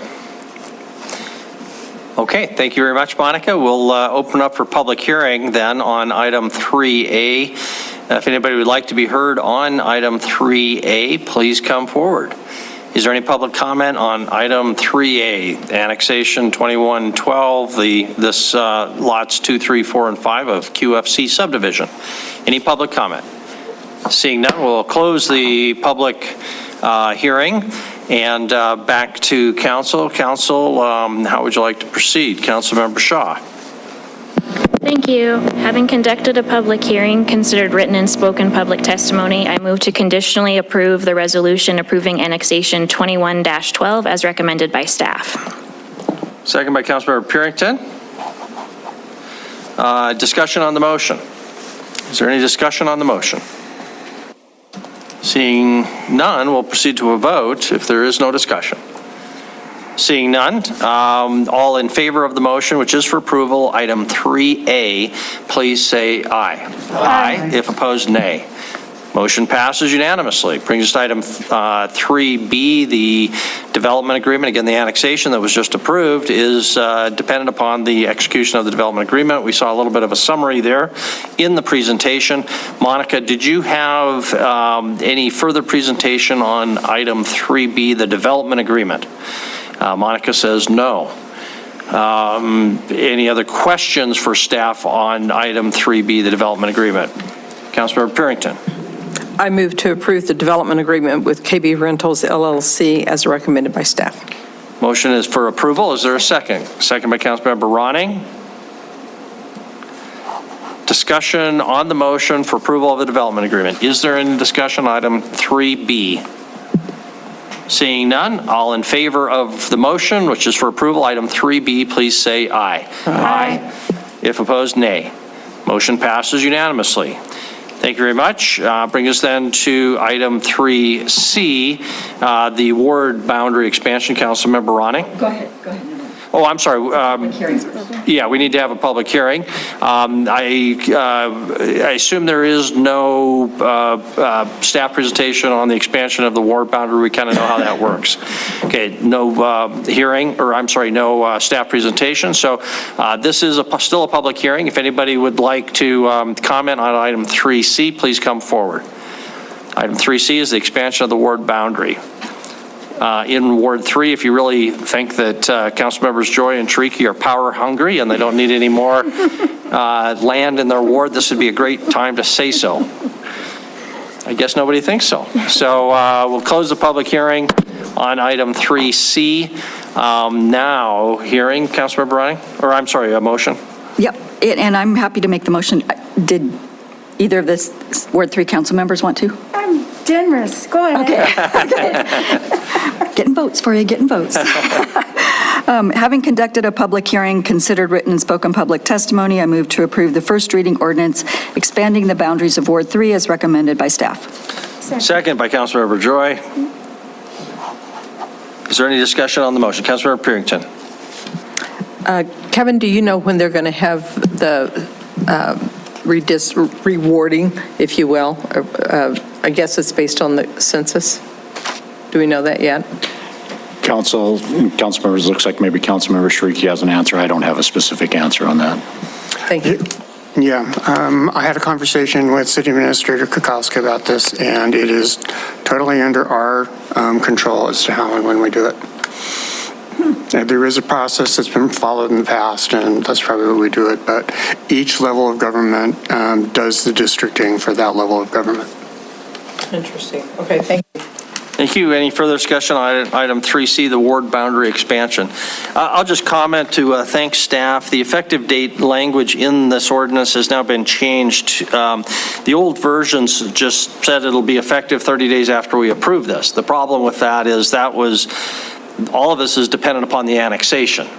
And the annexation couldn't happen until the agreement had been signed. So this takes that into account and says it's effective 30 days after second reading, or upon execution of the development agreement and the annexation. So we can't get ahead of ourselves that way. Any further discussion? Don't see any, so we'll proceed to a vote on item 3C. If in favor of approval of item 3C, please say aye. Aye. If opposed, nay. Motion passes unanimously. It concludes item 3. Brings us to item 4, back to Monica. And I'm sorry? Oh, I thank you, Councilmember Ewalt. Tony, would you read item 4A? Item 4, McCall Development. A, public hearing and resolution for Annexation 2113, a parcel located south of Elysian Road in the Annafeld Development, southwest of Annafeld Subdivision, third filing. McCall Development owner and petitioner. Staff recommends a conditional approval, action approval or disapproval of staff recommendation. Thank you very much. Monica is our presenter. I also see that Brad McCall is in the audience. He may either have a presentation or at least be available for questions, I'm sure. Monica. All right. Just a comment before I get started. That's your compliment is thanks to Gina. She worked on the language on the ward ordinances. So, all right. Moving along, maybe. Okay, so a couple of things. I'm just going to keep impressing you tonight. There are a couple of other items. I would just want you to know that because this does not have a development agreement associated with it, we have gotten the standalone waiver. Brad has already provided it to the city. So in anticipation that there would be questions for that, I just want to let you know I've got it in my hands. There will also be an SIA to come in the future, which is based on the conditions of approval. In the past, it's not as common that you all see annexations that have accompanying subdivisions, because most of the time it's just coming in as property. The standard conditions of approval either address a subdivision improvement agreement or a development agreement. In this case, next week, you'll be voting on a preliminary plat, which will include the SIA. So this does not have a development agreement with it tonight. Instead, you'll be approving a package with the preliminary plat next week. Also, in keeping with the power-hungry Ward 3, when the ward boundary ordinance hearing occurs, it will be for Ward 3. We're taking notes. All right, so here's an exhibit of the property. As you can see, it's located at the southwest corner, adjacent to Annefeld Subdivision 3rd filing. It is in the gray area. It's a fairly small area. It's only about 6.7 acres, and it is currently agricultural land. It is adjacent to the development that's occurring in Annefeld. This is the limits of the annexation map. As you can see, the property is located within the petition area. And this is a zoning map of the property. So this area also does not have an accompanying zone change with it because there is a planned development that is already in place and approved for this property. So no necessary changes there. It will continue to be developed for residential uses. So got some photos of the area. This is looking west from Annefeld Parkway West. This is looking south. Looking south again, looking east from Annefeld Parkway, and looking north. So back to the annexation policy criteria. It is able to be annexed. The city is able to provide services. The proposed improvements will be meeting city standards. As I mentioned, this property, it has already gone to the planning board for what's called Annefeld 4th filing. It's coming to you next week for preliminary plat. And so all of the improvements will be made to city standards. The property owners must sign a waiver of right to protest future SIDs. You will have a standalone waiver. We already have it. And there will be also with the SIA, the waiver that goes with the SIA. So the 20 years is not an issue at all. And any proposed development of the site will be done in compliance with zoning. So the recommendation tonight is to conditionally approve the annexation subject to the waiver and the SIA.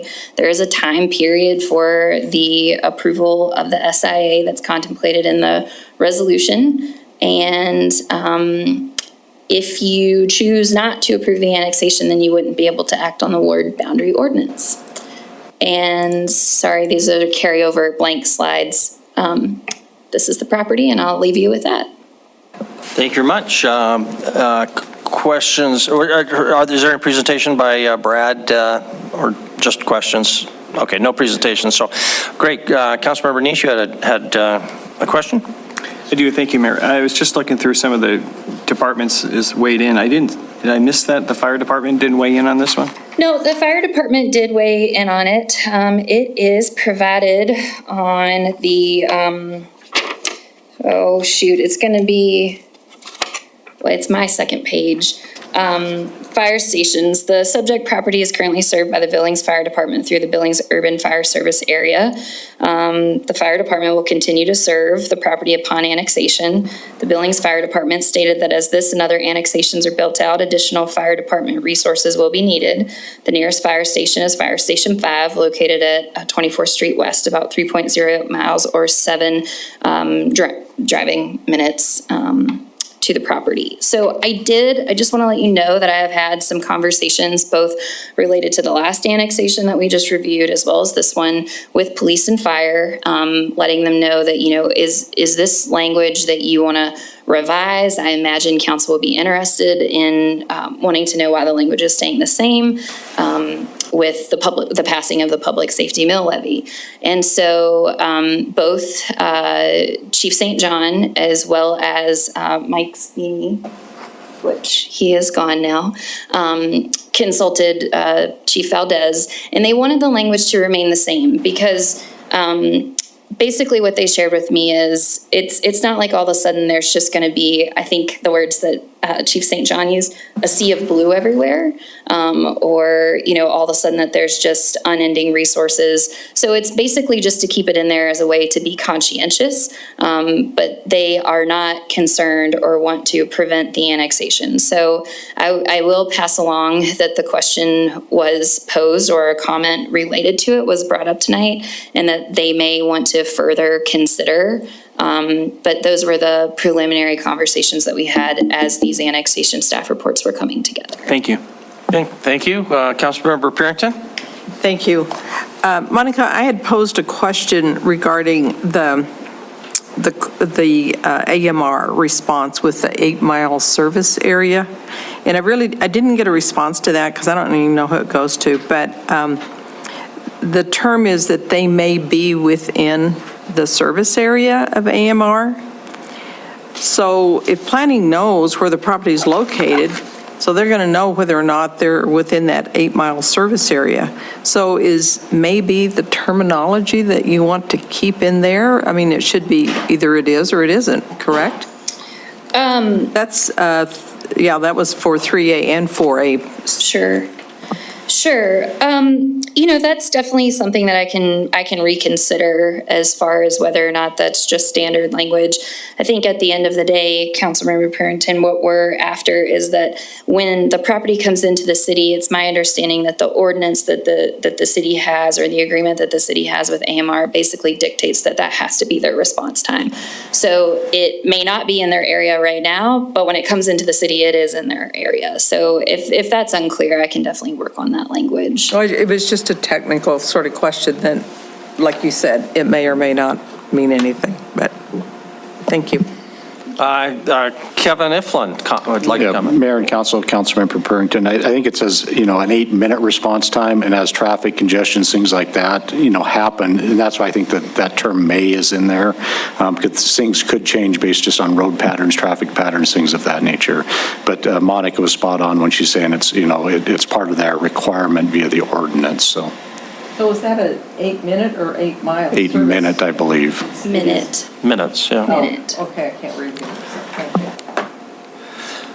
Thank you. Okay, Councilmember Yakovich? Thank you, Your Honor and Council. I'd like to ask Mr. McCall a question, and you can call me out of order if I ask the wrong question. But Mr. McCall, we've had an opportunity to meet like Gary Oakland, who is really amazing developer, and I call you a younger Gary Oakland, but really fathers of our community in many ways. And I had a chance to talk with you a while ago, but it was about USS Billings. It had nothing to do with land development. But I'm really intrigued your development here. And if I could just package a question in terms of your vision for this part of the town. And I know at one point you showed me actually you were going to have a little mini mall of some sort in that. And along with that, Your Honor, it just that how are we doing with the housing? Mr. Ewalt and I drove around there recently, and it's just amazing, all the houses being built there, and maybe they're already sold, but could you just answer all those in a nutshell? Sure, thank you. Excuse me, your father, I'm sure, is very proud of you. Oh, thank you. Rest his soul, yeah. Thank you very much, yeah. I'm Brad McCall with McCall Development. Thank you, Councilman Yakovich. Annafeld is, right now, it just passed its 3rd filing. Now we'll be coming forward with 4th filing, and you'll probably see us every year with another one. And we're, maybe currently what we've built is about 35% of the planned neighborhood. So, and there's a little over 300 homes in there so far. And we started I think we did a groundbreaking in 2017. So the first homes delivered in 2018 in Annafeld.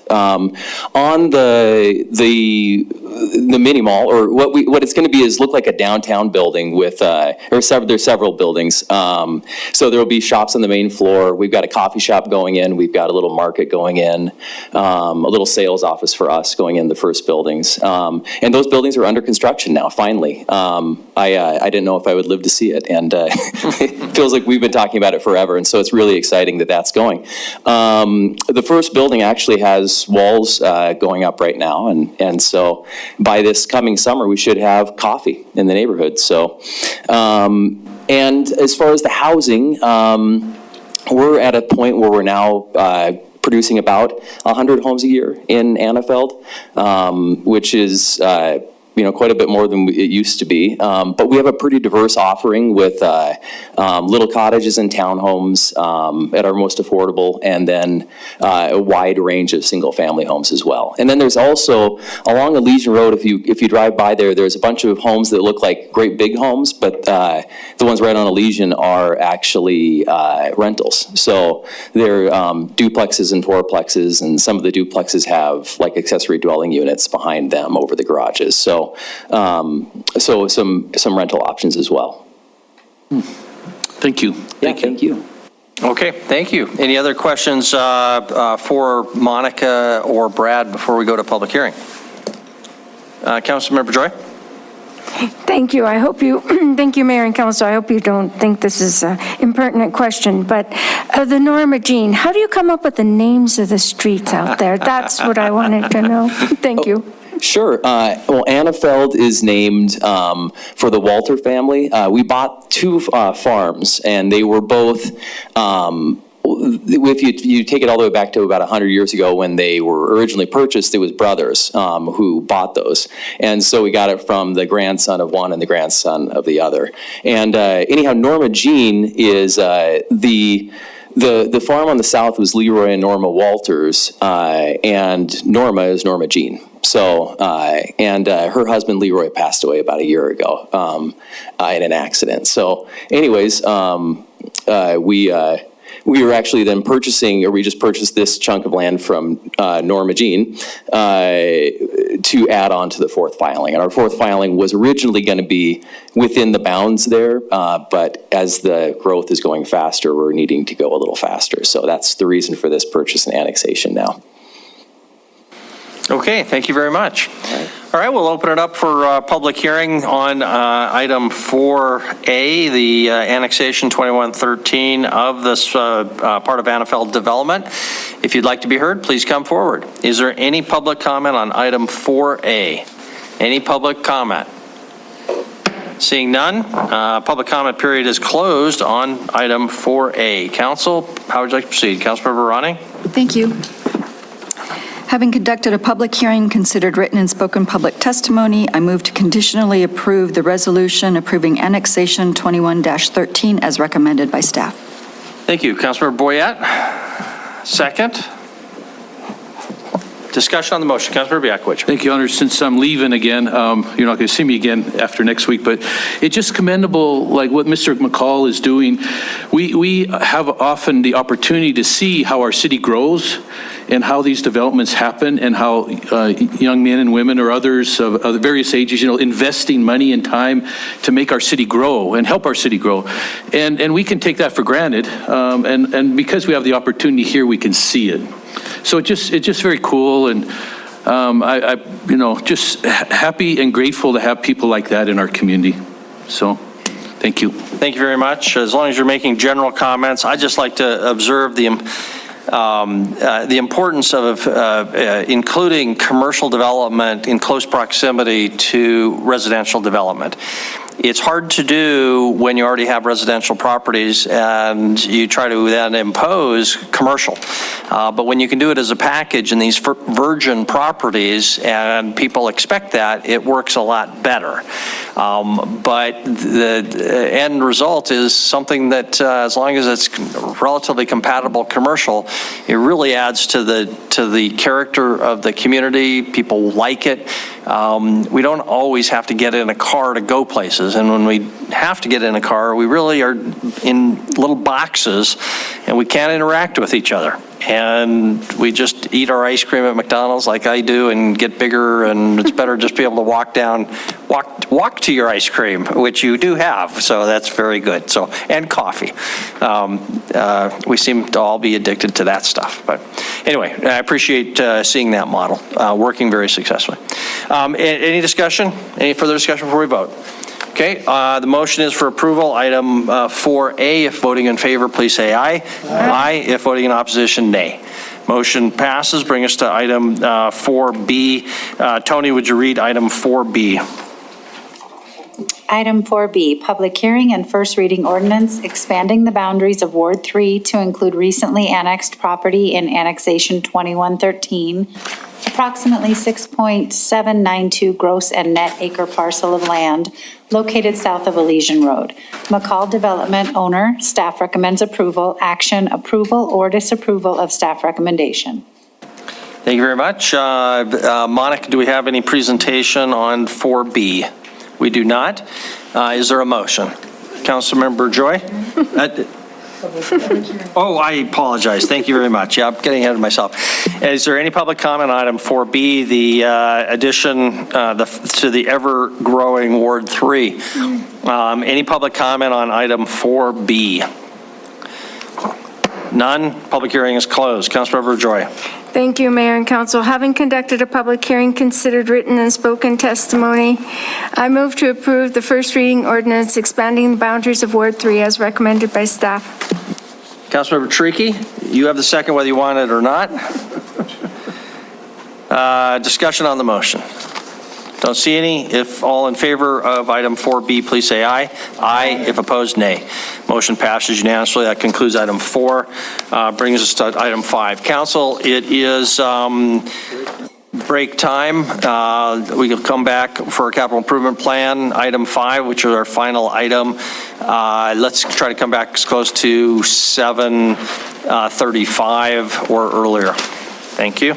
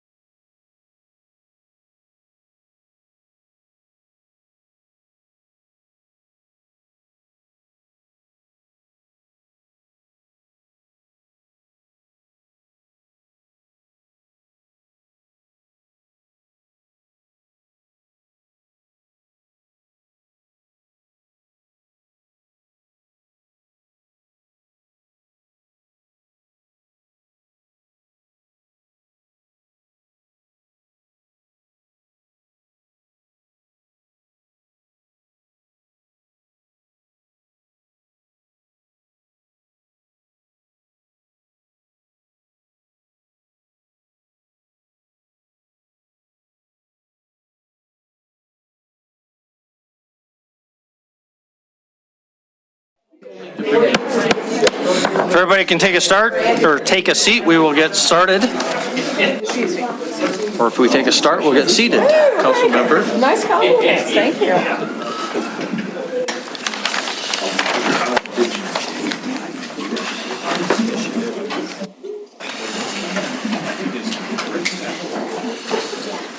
Okay, we left off with item number 5. We have our city administrator, Mr. Kukulski, back with us. Hopefully his daughter was a star, and she's a ballerina and was the star of the Nutcracker, I believe. So here in the big city, we have great facilities, and that's why this town is better than Bozeman. Absolutely.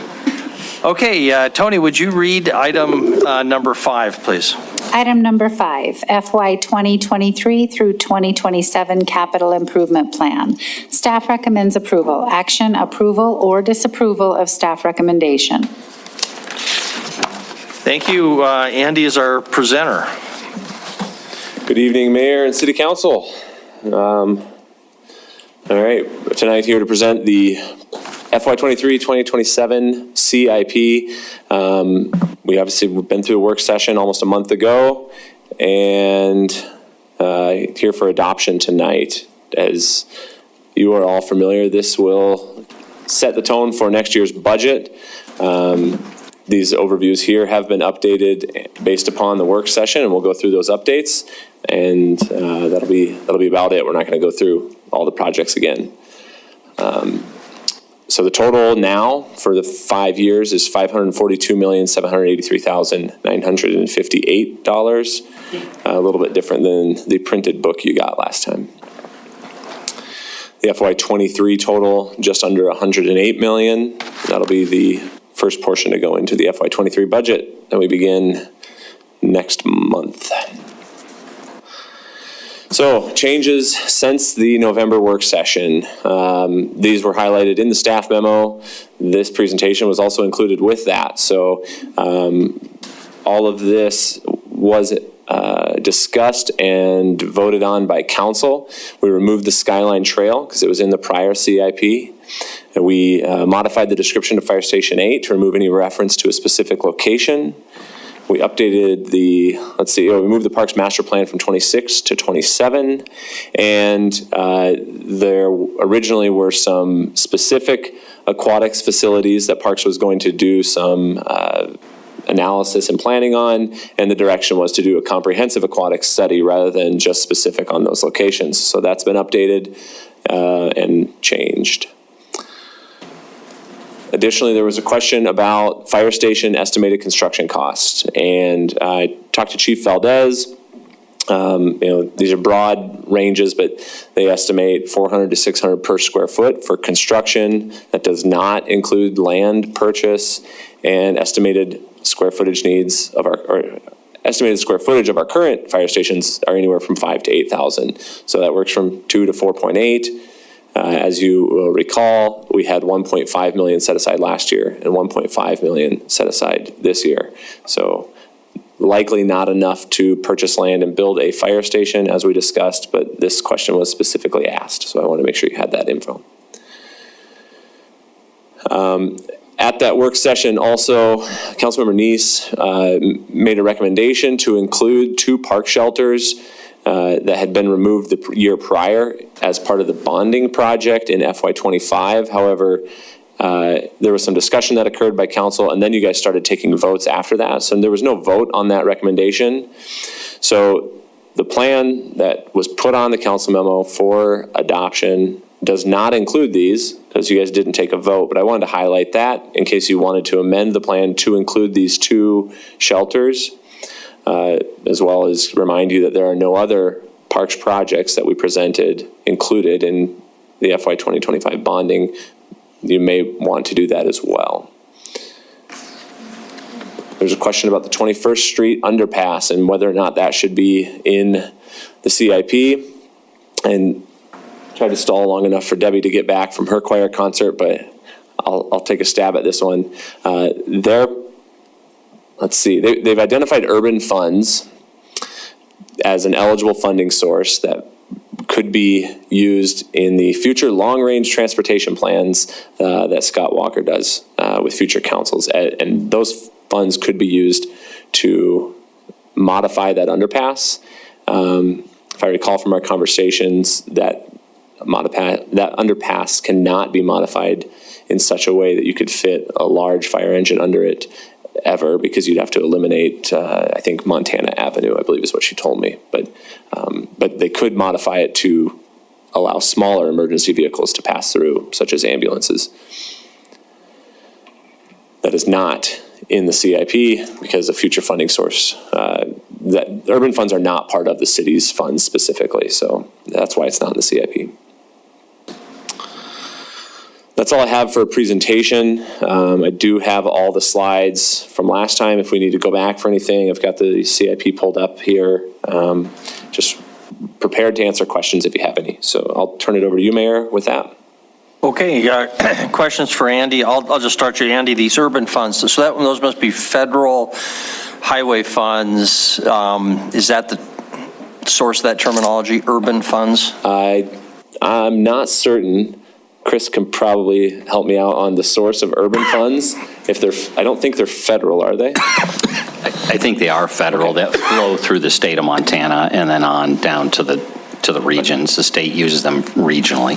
My understanding is that we are able to direct where they go, but they never flow through the city. It's always state projects. So. And you think some projects of most recent have been setting aside urban funds for like the new interchange? Yeah. Shiloh, I think, was several years of collecting urban funds to do that project. That's what they typically tend to do, is you see a big regional project and save up for it over several years to do the project, but there's no mandate in that. Okay, thank you. Other questions? I saw some hands. Councilmember Boyette, Councilmember Purington. Thank you, Mayor. I'm going to bring this up forever, but I think it's better to buy land now than buy land 20 years from now. I still think at some point we're going to have to put a fire station in the Heights and maybe one on the West End. What can we do, what can I do as a council member to get us, the city, at least looking at buying some land, not building a building, and getting the plans at least thought out, whether the station out there is in the right place, the wrong place, and then moving stuff around. But how do I help move that? So Council and Councilmember Boyette, specifically, yes, I've talked with the fire department. We're gathering data right now so that we can make the best, estimate of where those fire stations would need to go based on the data of the calls and responses that we're seeing. We have implemented the priority dispatch, was already making an impact, so we want to monitor that for a period of time. We got the MRT teams, that are going to come online later on. But like I said, we're in the data gathering stage right now to determine where exactly would the best locations be for those stations, based on what we're seeing. And again, we're implementing some changes here, so we want to let some of that play out. And then, yes, we would come to council with some recommendations on where those stations should be located and possible land purchase options. Councilor Purington? And a follow-up to that, what is the projection of time? Because now you're talking, or Mike was talking about 2 fire stations. I don't know if you're talking 1 fire station, but what is the projection? Based on the CPSM or what? I guess the fire department administration comes up with what they think. So Council and Councilmember Purington, I'm not sure, I guess, what you mean by projection. We're looking at the data of what is in the kind of that concentric circles of response times. No, when do you think they'll be built? When, I don't have an estimate of that at this time. Again, it kind of depends on those, response times and things that go into it. And like I said, we are implementing some changes, so that's going to have an impact, on the time frame of when these things might be needed, to come online and to move forward with the actual construction of it. But we've got to take that all into consideration as we move forward here. Kevin, how about just buying the land? If the idea was to kind of bank it, knowing that we could potentially sell it, but at least you're in the market. It sounds like that's the direction that the fire department would like to move in, or you're willing to move in. What's the time frame for that? Yeah, Council and Mayor, estimate, we'd like to bring you something, probably, late spring. We're compiling data as we speak, and we've got some good estimates of where we believe that they should go now. We've got some land that's been identified that, but we just want to shore up and make sure that these are the right locations, that we've got the data that backs that up at this point. We've got a lot of changes that are occurring up in the heights, with the outer belt loop and inner belt loop going in, that we've got to take into consideration, that we're not going to have any significant data for several years. But I think just like with any time, we've got to use what we've got and what we can gather, make our decision, move forward with that. Just like the second to last fire station study that we did. Ideally, I would recommend we move all of them. But we've got to move forward with the best data that we have at the time and make that happen. So we'll be bringing to council those recommendations. I would guess probably late spring, somewhere in that range. Okay, thank you, Councilmember Yakovich. Thank you, Honor Council. I guess I'm just revisiting 21st Street. What does that mean, Mr. Zeller? Can we get that earmarked at all on a CIP or not? So urban funds, because they aren't city funds, I don't think any urban fund project would ever be in our CIP. But I'm not sure how often councils direct urban funds. My understanding is that prior council had directed it to go to the bypass project. And so now that that's underway, those funds will become available soon because that project will be done. I know Debbie is coming, and maybe we could hold that question until she gets here. Okay, but in any event, you're not seeing the 21st Street underpass as a change to this CIP? I am not, no. Okay.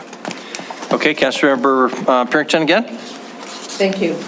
I think my biggest angst with the CIP is in the Parks Department, and Mike can probably address this, but I'm just seeing that starting in 2024, I guess, we got millions of dollars going towards the aquatic center, which hasn't been approved, which is still, kind of a nebulous thing out there. And yet we have left behind so many other projects, still haven't finished Centennial, and that's not even on the radar at this point. And I think there are some things that, we would like done in Centennial to get it finished. And so I'm trying to figure out how do we shift some of those and leave this 35 million, because I think all of that is bonded money, but yet it doesn't, and I think you're wanting to put some of those other projects in that bond is what I just heard. So I'm just trying to figure out what happens to our other parks if we don't have part of it in the capital improvement for 5 years. So I'll take a quick stab at some of that and let Chris handle most of it, and Mike too probably. But the rec center project envisions $30 million of bonds right now in 2024 for spending and construction in 2025. There's no other bonding in here except for this project. Our recommendation, it's not even a recommendation. We've highlighted other parks projects that you've alluded to that exist. They're not in the CIP. If council wanted to add them, my recommendation would be that it be part of that. But certainly, you guys could spread that out or do it at different times. And I don't know, but there's no other projects envisioned. It's only this project for bonding currently. So that's the only correction I wanted to make. So, Councilmember Purington, Mayor, and Council, it really is up to the 11 of you. There's been a lot of talk, at least in my short time with the city, about these various projects. You see, not inclusive of the decision you made earlier tonight. And I wasn't here to see what the actual vote was, but prior to your vote this evening, in 2019. The community had stepped forward to develop a master plan for a rec center. Then in the past 6 months, you'd given Sabura the nod to spend roughly $250,000 to take that plan to the next phase. So now we're showing that, I mean, we're talking about a project that's tens of millions of dollars. I think whether it is a replacement of this rec center or in addition to the rec center, my perception is, yeah, there's a lot of demand and a lot of requests in our community that we would be investing tens of millions of dollars on the park side and on the recreation side. This council is going to have to wrestle with that over the next, in this CIP, the next CIP, and the rubber's going to start hitting the road here just in the next 12, 18, 24 months as you figure out where are we going. And neither project can be done without voter approval, with the exception of the tax increment finance bonds. I think that's what maybe you're referring to as the roughly $35 million. They have that kind of capacity in their bond capacity, but we don't as a general government without voter approval, and ultimately this is the guide for that. So I would suggest if you want to add projects or swap projects, put them on the table, decide what you want added or swapped, and go from there. Councilor Tricky and Councilor Shaw. Even though the CIP is basically a plan and it's very malleable over time, it is based on the projected revenues of the city over time. So if we want to put more parks in, or more development in our existing parks, we need to identify a funding source for it. That money set aside for the aquatic center is a bond that is being paid for by the TIF district. We need to figure out how to pay for bonds in order to pay for other park development around the city. A number of us here at the table have been talking about this for a number of years and really decided not to focus on it until we got the public safety mill levy, until we got the public safety situation somewhat stabilized. I personally am hoping that we will be able to put some energy in this next year, not the budget year, but the year itself, into trying to figure out how to come up with a more consistent, stable source of funding, both for parks operations and for future capital projects for parks and for trails, because they're not exactly the same thing. But as of right now, I don't see what we can do, because I mean, we can swap stuff around if we want to, but I don't see where we're going to come up with additional money in order to put anything new on there. Thank you, Councilor Shaw. Thank you, Your Honor. This item doesn't have a public hearing, so with your permission, I'd like to make an underlying motion, and then if people want to make amendments, that should be pretty easy. Please go ahead. Okay. I move to approve the FY 2023 to 2027 capital improvement plan as recommended by staff. Okay, and second by Councilmember Ronning. So the motion is for approval as is, but there are some other things that we'll have discussion about, and we can have amendments and have votes, for example, the park shelters, which might be a good place to start. Can I just ask Mike Whitaker, why does a park shelter cost $550,000?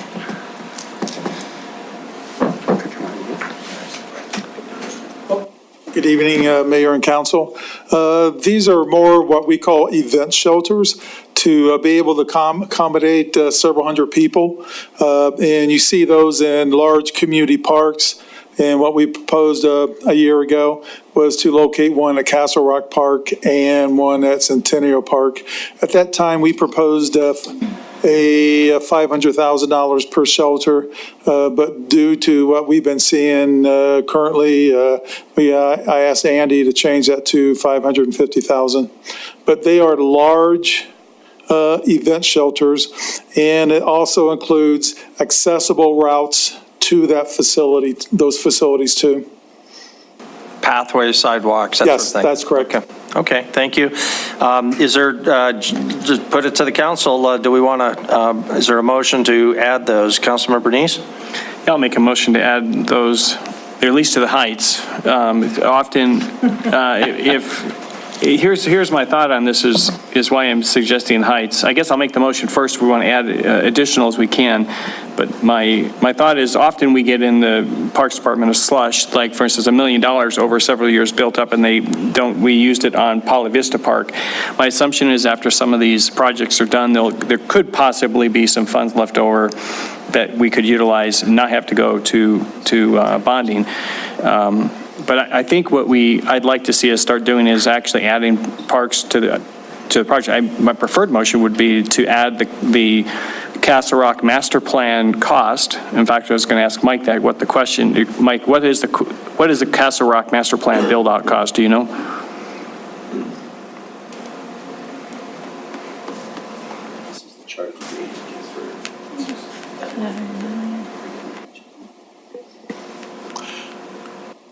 Councilmember Neese, Andy was so kind to have a slide or a cheat sheet for me.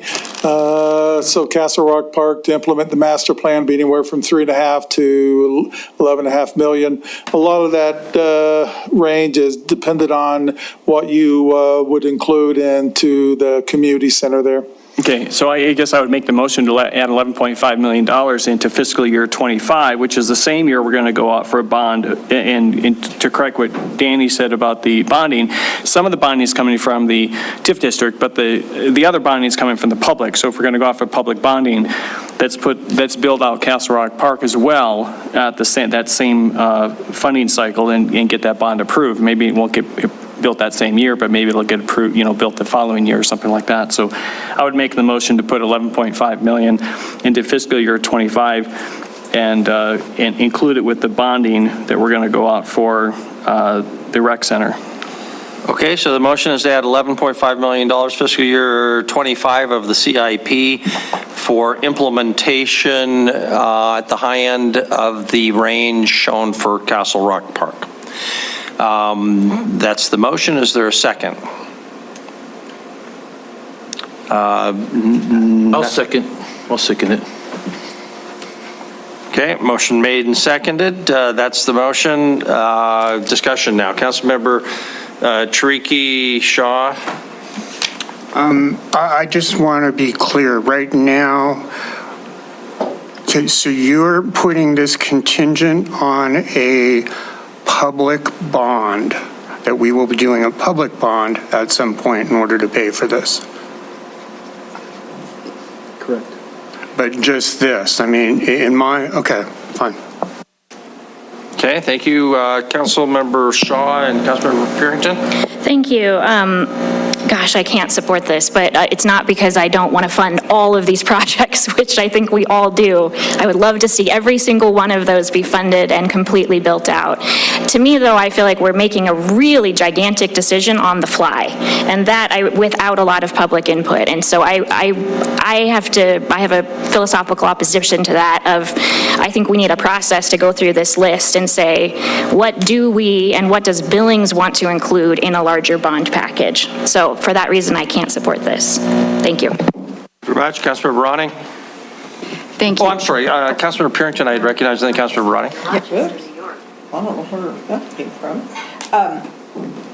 So, and that's what I guess I don't understand, Roy, is that you're just wanting the 11.5 just to finish off Castle Rock, and you want it done in 2025. Yeah. Clarification. Yeah, so we're going out for a public bond for we've done a master plan, and we've done a master plan on the rec center, and the rec center master plan says we have to go out for bonding to complete it. And so we're just going to go off for a bond. Now, if Centennial wants to be, I would support a motion if someone wanted to add Centennial to that as well. I think when we go off for a bond for parks for this rec center, I think we should be looking at parks throughout the whole city to complete. And if we get it in the master plan or in the CIP now, then we can start planning for it and get this group we've talked about. And I don't know if you were here when they came and presented to us, get them here to start really building a game plan to go out and ask for however many parks we actually want to complete during this when we're going out for a bond. Thank you very much, Councilmember Ronning. Councilmember Brown. Thank you. Yeah, I agree with Councilwoman Shaw. I would love to fund every single one of these, but the reality is what Councilmember Chiricky said too, this council has not come up with a funding mechanism for parks yet. And I think to say just one single park out of there and the 11.5 million, not even on the lesser end, the larger end, and this isn't a public hearing, so there's not going to be any public input coming in on that, for just one single park, I couldn't support that. I absolutely want to see every single one of these parks funded, but there has to be, I think, prior to doing something like that, there needs to be a funding mechanism for these parks put in place. So, Councilor Brown? Yeah, I was going to say very much the same thing. We got to come up with the funding before we can bond. And if we come up with a decent funding source, then we could bond several of these, maybe not to the max amounts, but certainly cover more of them. And I also absolutely agree with Councilman Chiricky. Now's the time to really start looking at how do we fund these things. We've kind of got the crisis, so to speak, behind us. So now maybe this isn't a crisis, but it's pretty important. I would absolutely support bonding if we had some type of a funding source to do it. Councilmember Joy? Thank you, Mayor and Council.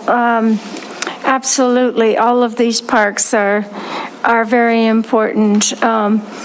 It's really kind of difficult to pick and choose when we know the West End has built so many multifamily housing developments, and without the parks being built out on the West End, we also, excuse me, have the Heights that is equally in need of parks. I think what Sabur is bringing to what they're thinking about bonding is $12 million and increment going forward for 30-some years. So I think these are kind of, if you're going to make, I think you're making apple and oranges comparisons when you don't have $12 million plus increment going forward to build that out and pay for it. Thank you. Okay, thank you, Councilor Chiricky, and then Council, let's move to vote soon. Councilor Chiricky? So my own thinking about how to be thinking about bonding at this point, and this is just a conversation at this point, but I think that what we need to do is to think of the revenues first, source first, in terms of how we're going to pay for the bonding. And my personal belief at this moment, I don't know if it'll stay that way as we get further into the discussion, but I think that we probably need to do a mill levy dedicated to capital projects for parks and trails, and then that mill levy is then used to pay off bonds as we move forward.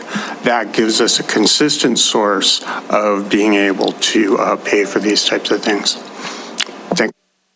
Thank you very much. Councilmember Boyette? Thank you, Mayor. I mean, I really think this is all a moot point until we figure out what to do with PD1 in 2 or 3 years.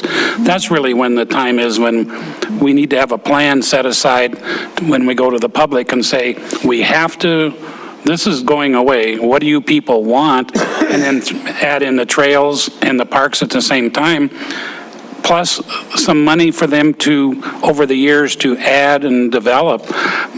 I don't see us doing any of this without that ability. And I think we should be working on what's PD1 going to look like down the road. That's really where we should spend our time. Thank you, Councilmember Neese. Give you the last word, and we'll then move to a vote. I got a question for Andy. Andy, what's the funding source for the $28 million in fiscal year 25? Mayor, Council, Councilmember Neese, general obligation bonds, in this case, that's the $28 million in fiscal 25. Those would have to be voted on by the citizens, just like a mill levy. So it's property taxes. There'd be a dedicated mill levy for that. Once that debt is paid off, that tax would go away. It's identical to how the library was built. So just what would the difference be between adding the Castle Rock Park in fiscal year '25, not adding that into that is that same year. Is it not the funding source, general obligation bond, and it would go to the voters, and that would be the funding source? Mayor, Councilmember Neese, the way I understood your motion, the intent would be to increase the ask to the voters from $28 million up to 39.5, the additional 11.5 million for Castle Rock Park. So it would still be a vote. The funding source would still be property taxes. Right, and so that would be the funding source. We would have the funding source, and so then the park could be built. We've got a master plan, just like we have a master plan now that we just approved for the Sabura for the rec center. We've got in this plan to go to the voters in '25 for $28 million. And all I'm asking, just to clarify, is it's going to be the same funding source as the rec center, and now it's for Castle Rock Park. So that's our funding source. Do I understand that correctly? That's what I understood your motion to be. Okay, I wasn't quite sure because I heard a lot of people saying there wasn't a funding source, but yet that's part of the motion is to have it funded by the general obligation, just like we're funding the South Rec Center. Okay, thank you. Okay, it would still have to be a vote, in either event, but the existing dollars, there is, Andy, the Sabura dollars would sure ease that vote, because those Sabura TIF dollars are available up to that, whatever the 28 million was, right? So Mayor and Council, there are two major funding sources for the rec center. One of them is TIF bonds at 30 million, which do not require a vote because the funding source is the tax increment proceeds. The other one is the 28 million GO bonds, which does require a vote because the funding source is purely citywide property tax. Yep. Two types of apples. I guess they're apples, but one's a Macintosh and one's a Red Delicious. Councilmember Treaky and Chris Kukulski. And just to be clear about that, what is committed right now that we're talking about is the TIFs putting money into it. And they are saying then if they get that additional $30 million, they can make it into a bigger project. But right now, all we're committing to is building what the TIF can build out of their funds. So we believe that we'll be putting a bond out there at that point. But in fact, until we see the results of this plan, the conceptual development plan, we won't even know what that actual cost or anything like that is going to be yet. So it's in there. I think that's great. The difference between this and what you're asking for, Councilmember Neese, is that you're asking for something very specific, which changes our policy towards how we are developing parks and how we are prioritizing how we're developing parks. And that becomes a whole different, it's a whole different thing, so. Councilor, are we ready to vote? Yep. Okay, so the motion, this is we had the underlying motion by Councilmember Shaw and Ronning to approve the CIP as is. This is an amendment to that underlying motion. So could I just clarify? Please. Other amendments to be made? Absolutely. If this, we'll proceed after the results of this in any event. So we've got the motion to add that $11.5 million fiscal year 25 to fund construction of the Castle Rock master plan. If voting in favor of that motion, please raise your, voting in favor, please raise your hand. Voting in favor, Councilmembers Yakowicz, Neese. If voting in opposition, please raise your hand. All of the council members, so motion fails. Bring us back to the underlying motion and potential amendments. Councilmember Purington. At this point, and a lot of it has been said about funding sources, but I think it's in 2025, there's the comprehensive parks plan. Yeah. Comprehensive plan update for $150,000, and it's not till 2026. I would think that would be first on our agenda in 2023, because moving forward with PD1 going down in 2024, we need to be able to have that comprehensive update so that then we start looking at funding sources, because if we are just hitting and missing and pulling things out and, oh, we'll do Castle Rock this year, we'll do Centennial next year, and then so I'm not sure how this project came down. Okay, so you've got, okay, so that would be my amendment, is that we would, I would propose that we bring the comprehensive plan update to 2023, move Cottonwood master plan in place of that in 2026 or 25. I think we don't know what we're really doing in 2025. But for 2023, I would move that we have the comprehensive plan update. Okay, that was a motion. Is there a second? I think it dies for a second. Here I'll just comment there. We have a parks plan. This was just a anticipated future update. So the Parks Board does have its priorities set out. So maybe that's why there was no second. But in any event, there was no second. So further, I'll make a motion, just to keep us moving.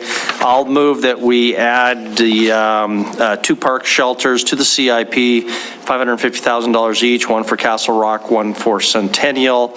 And the proposal that was contemplated in the staff presentation was for that to be in fiscal year 25. So that's the motion. I heard a second from Councilmember Neese. Andy, you want to comment further on that? And do we have the right dollar amounts and the right timing in fiscal year 25? I just would ask for clarification that the anticipated funding source, as I had anticipated, would be part of that bond, but I just want to be certain that the non-existent bond at this point, right? That would be the funding source that I have identified. The wishful thinking bond, but at least it establishes some basic priorities. That's it. And that and extra money in the SOFA, if anybody finds it. But at least if it's in the CIP, there's some commitment that private donors, for example, see some very low level of commitment on the part of the city, I guess. Or if there's extra money left over. I think Councilmember Neese mentioned that, we have a good day and some costs come in less and magically money appears. So that's for 2025? Yeah, fiscal year 2025. Okay. So for what clarification that is. That's the motion. There's a second. Further discussion, Councilmember Boyette. Thank you, Mayor. I'm still having a hard time. If I'm voting for rec center, now you're having me vote for parks. We're apples and oranges again. Reiterate, we need to have a plan going forward for PD1 would solve all of this if we knew what we were doing in a couple of years. I think that's where we should spend our efforts. This is, $1.5 million. It's just play money up there right now. It doesn't mean anything. It's planned, but it's just, Yeah, I think we all agree with you. It just creates some basic level of prioritization for what are relatively smaller dollars in case the money becomes available. I guess is how I'd interpret it. Further discussion, though, on that motion? If not, we'll proceed to a vote. Any other discussion? Guess not. So the motion is to amend the CIP to add those 2 park shelters, fiscal year 2025. The funding source being a bond if passed, or if other monies appear, or if Andy starts using city money to buy lottery tickets in case we want those dollars. So if the motion is clear, we'll vote. All in favor of the motion, please raise your hand. Voting in favor are Council Members Yakowicz, Neese, Cole, and Boyette. If voting in opposition, raise your hand. Voting in opposition, Council Members Shaw, Ewald, Joy, Tariki, Purington, Ronning, and Brown. Motion fails. Okay. Any further amendments to the underlying, or Chris, you want to comment? question I was going to ask, do you want to send a signal? I don't know if it's to yourselves, I don't know if it's to the Parks Board, but to somebody that you want to start getting serious about defining these capital investments in parks, along with the fact that we do have a cliff that is going to drop off relative to operations expenses because of Park District 1. And one could argue, unfortunately, better or worse, the timing needs to kind of align with each other. Because I don't think you want to approve any big capital investments for bonding and not have operational money to take care of that new park. So you really have all this stuff coming together, needing to come together if you want to do it together by 2024, calendar year 2024. Whether you want to use the CIP as a signal to do that, or maybe totally separate from this, you want to adopt a CIP pretty cleanly to what we've done in the past, and then through either your initiative or your next set of priorities, and to really kind of one and the same, is the next council going to say, okay, we're going to develop a process or somebody so that it doesn't feel at all ad hoc. It's taking all the master plans, it's reviewing all the opportunities out there and making some recommendations to the future city council that'll be seated in January as to what should come of this 40 to 75 million or other projects that aren't listed here. Seems to me that's what you're kind of grappling with, the need to signal that clearly, but maybe I'm wrong. Thank you. Okay, Councilmember Purton? Thank you. And Chris, I guess that's where I am, and council members, that's where I am with the CIP as proposed, is that in 2024, we will be having a vote, possibly, on extending PD1, but then in the same breath, you're going to sit there and say, oh, we're going to bond out millions of dollars as well. So, I think that's going to be, it's confusing to me and probably to the citizens, but I think we have so much stacked in this CIP for the rec center, and it's an unknown, but yet I think that one of those other slides you had up there, Andy, is that it showed how many projects we have, or parks that have not been completed. I think it was that other one, that 39 million to almost $75 million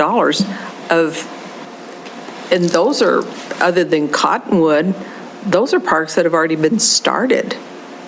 So I have a real issue with the way that this is coming about, betting starting in 2025, I guess, that we're going to bond all this money out. And we don't, there's just too many uncertainties with it. And I would like to see the parks that we need to finish done first before we start any new projects and bond those out.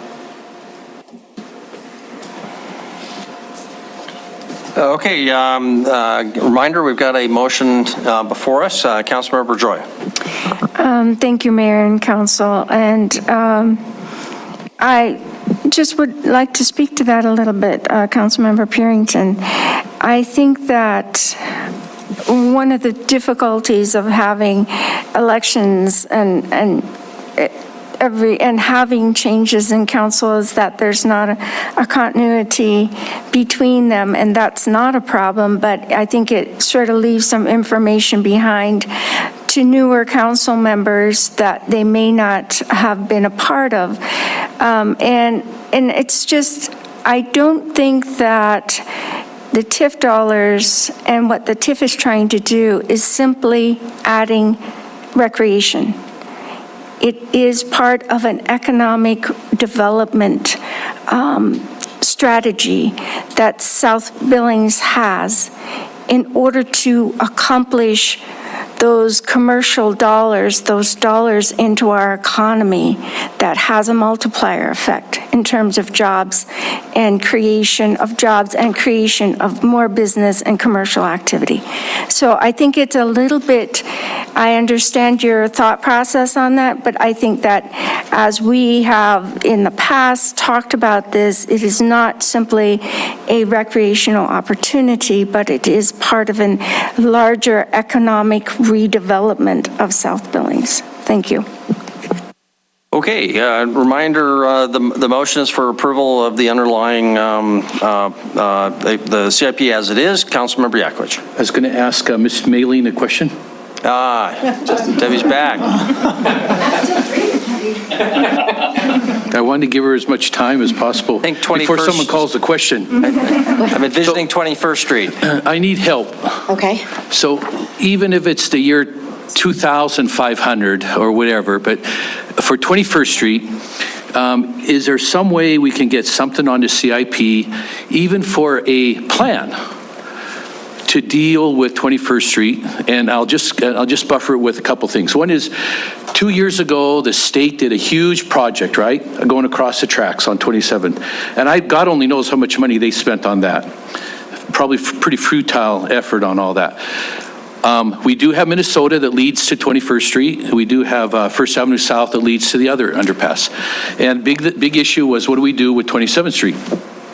So all I'm asking, is can we get something with an urban dollar? I don't care about urban dollars or whatever, even just a plan for signage or something to be able, and even Minnesota, pave Minnesota and make it to 21st Street. It'll be a smooth route for people to go underneath. So anyway, just wonder, can you help me?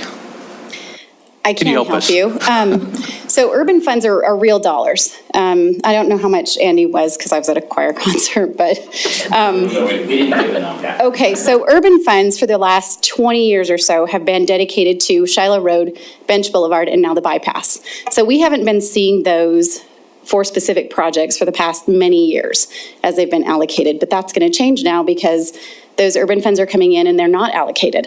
So this is a real pot of money that we can use for projects. So if we want to put it in the CIP, we can with urban funds. It needs to go in the long-range transportation plan. And it's actually, they did a study, looked at what it would take, and they have a plan for how they would build that. So I think putting it in that plan is important. If we want to put it in the CIP with urban funds, I think that's fine too. It's on everybody's radar and there are funds available at this point. The council needs to at some point prioritize those urban dollars. So could I make an amendment in terms of placing that on a CIP for, what year would you suggest?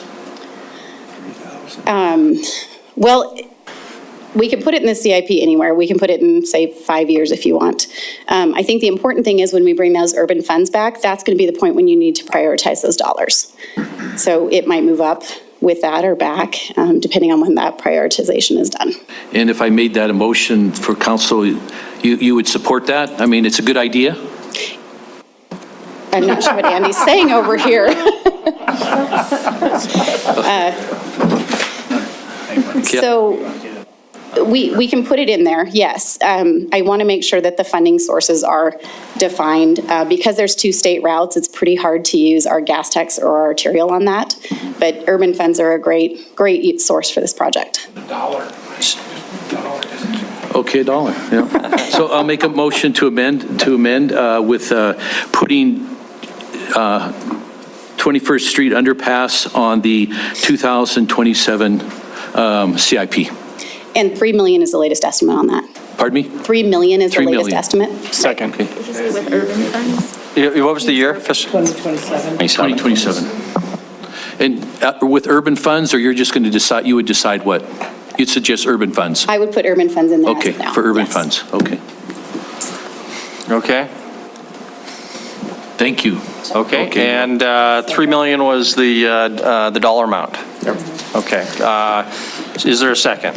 I did it. See lots of seconds. I had seconded it earlier. I'm sure you did? Okay, so Councilmember Neese, second. Discussion on the proposed amendment. Councilmember Neese, Councilmember Purington, Councilmember Shaw? thank you for bringing this and getting it on the agenda. We need to deal with this. I was actually over at Liberty Line talking with the owner, and he was telling me how many times people get stuck under that bridge, and then they got to tire fire engines and tow trucks and police, and it just needs to get fixed. So I'm glad we're finally addressing this. Thank you, Councilmember Purington. Well, I was just putting it on a note. It may not be right now, but how do we prioritize those urban funds, and how much are they? Do they go up every year, or? They do go up every year. We're allocated a certain amount per year based on the number of roads we have, I think, is the basis for that calculation. We have a plan to bring those back to you. We've got an idea for several projects that would be appropriate for those dollars. So Scott Walker's going to be bringing that back, I would guess, in the spring. Perfect. Thank you. Okay, thank you. Councilmember Shaw? No, I just had. Did not, okay, okay. So that's the motion before you. It's been seconded. Are you prepared to vote, council? Okay, so if the motion is clear, is motion clear? If voting in favor of the motion, say aye. Aye. If opposed, say nay. Motion passes unanimously. Good job. We know what Debbie is going to be doing in fiscal year 2027 if the stars align. Okay, so the underlying motion has that one amendment. And further amendments or further discussion on the now amended motion? Anything else? Council, was there a desire to address the fire station issue specifically? It's part of our presentation. Not seeing a lot of stomach for that. Okay, are we prepared to vote on the amended motion, which will draw it into our discussion on item number 5? Looks that's the will of the council, so we'll put that to a vote. So again, the motion is for approval of the fiscal year 2023-27 capital improvement plan in its current condition, with the one amendment of adding the $3 million fiscal year 2027 for some improvements to the 21st Street underpass. If the motion is clear, if in favor of the motion, say aye. Aye. Aye. If opposed, say nay. Nay. Motion passes, but council members Neese and Purington voted in opposition. All other council members voted in favor of the amended motion. Okay, that concludes then item number 5 and brings us to public comment on non-agenda items. So if anybody would like to comment on something that was not on our agenda tonight, please come forward.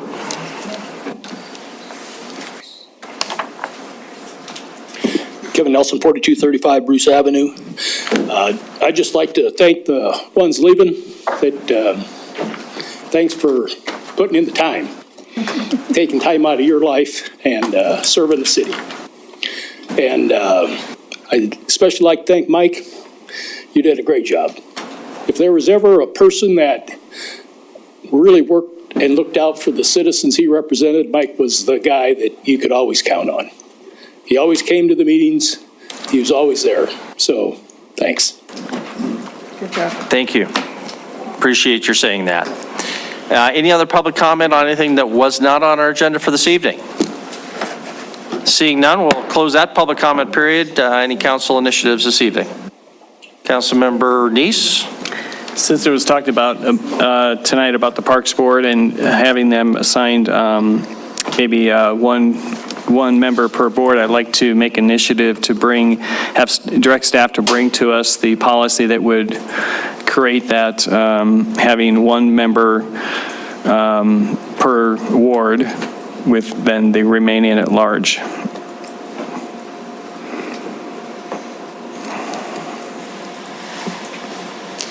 I'll second that. Okay, so motion made and seconded by Councilmember Yakowicz. Discussion, Councilmember Shaw. Thank you. I don't necessarily think it's a bad idea. I don't know if I think it's a good idea at this point, though, either. I feel like I don't have enough information at this point to, and I know that the request is to have staff bring back more information, but I would like to see something in writing before I'm voting on anything. So for that reason, I'll say no tonight. Thank you, Councilmember Brown. Councilmember Ronning. So I guess a question would be, are we talking about priorities would be? So when we get volunteers, because that's basically what we're talking, if we don't get volunteers from each ward, do they sit vacant? They would, and we actually have some vacancies now in Ward 2 on some boards, and we're looking for those people to fill those wards. And so the idea is then we as council members, we want to take care of our ward. We want to try and find other people that represent our ward and help fill those vacancies. So I don't know the answer to this. So what's the minimum number of members that would have to be? I think they have 9 members now, Mike, is that correct? Yeah, the 9 members now, and so we have 1 per ward. That'd be 5, and then the remaining would be at large. Okay. And I don't know, maybe Gina can address the policy. I'm not sure what the policy change would be, but I'm sure it'd be pretty minor. So you have Gina, if you want to, and Chris, if you want to comment. So you have an ordinance that directs it. So you need to amend the ordinance in a similar way to we'll be talking about moving from Mondays to Tuesdays. I mean, it's not complicated. It's literally 1 sentence, or 2 sentences, sorry. I missed that English class. But I do think being thoughtful about filling positions, it's challenging to fill vacancies, so be conscientious of that component. But formalities, can't just do it on a whim. Will have to be an amendment to your ordinance, first reading, second reading, 30-day effective date. Not complicated, but you need to be deliberate about it. And at some point, I would imagine the first of the year, get into whether you want to do that or not. Okay, I think I'd recognize Councilmember Ronning and then Councilmembers Joy and Tariki. Thank you.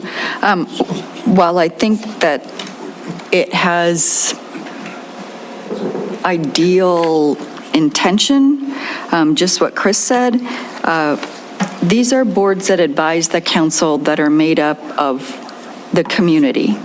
And there's already restrictions that are in place, and some of the ordinances that we've passed or resolutions also put restrictions in place for who can be on the boards. But the reality is when it comes to funding or anything else, that's the responsibility of city council, and it's your responsibility to be talking to your constituents anyway.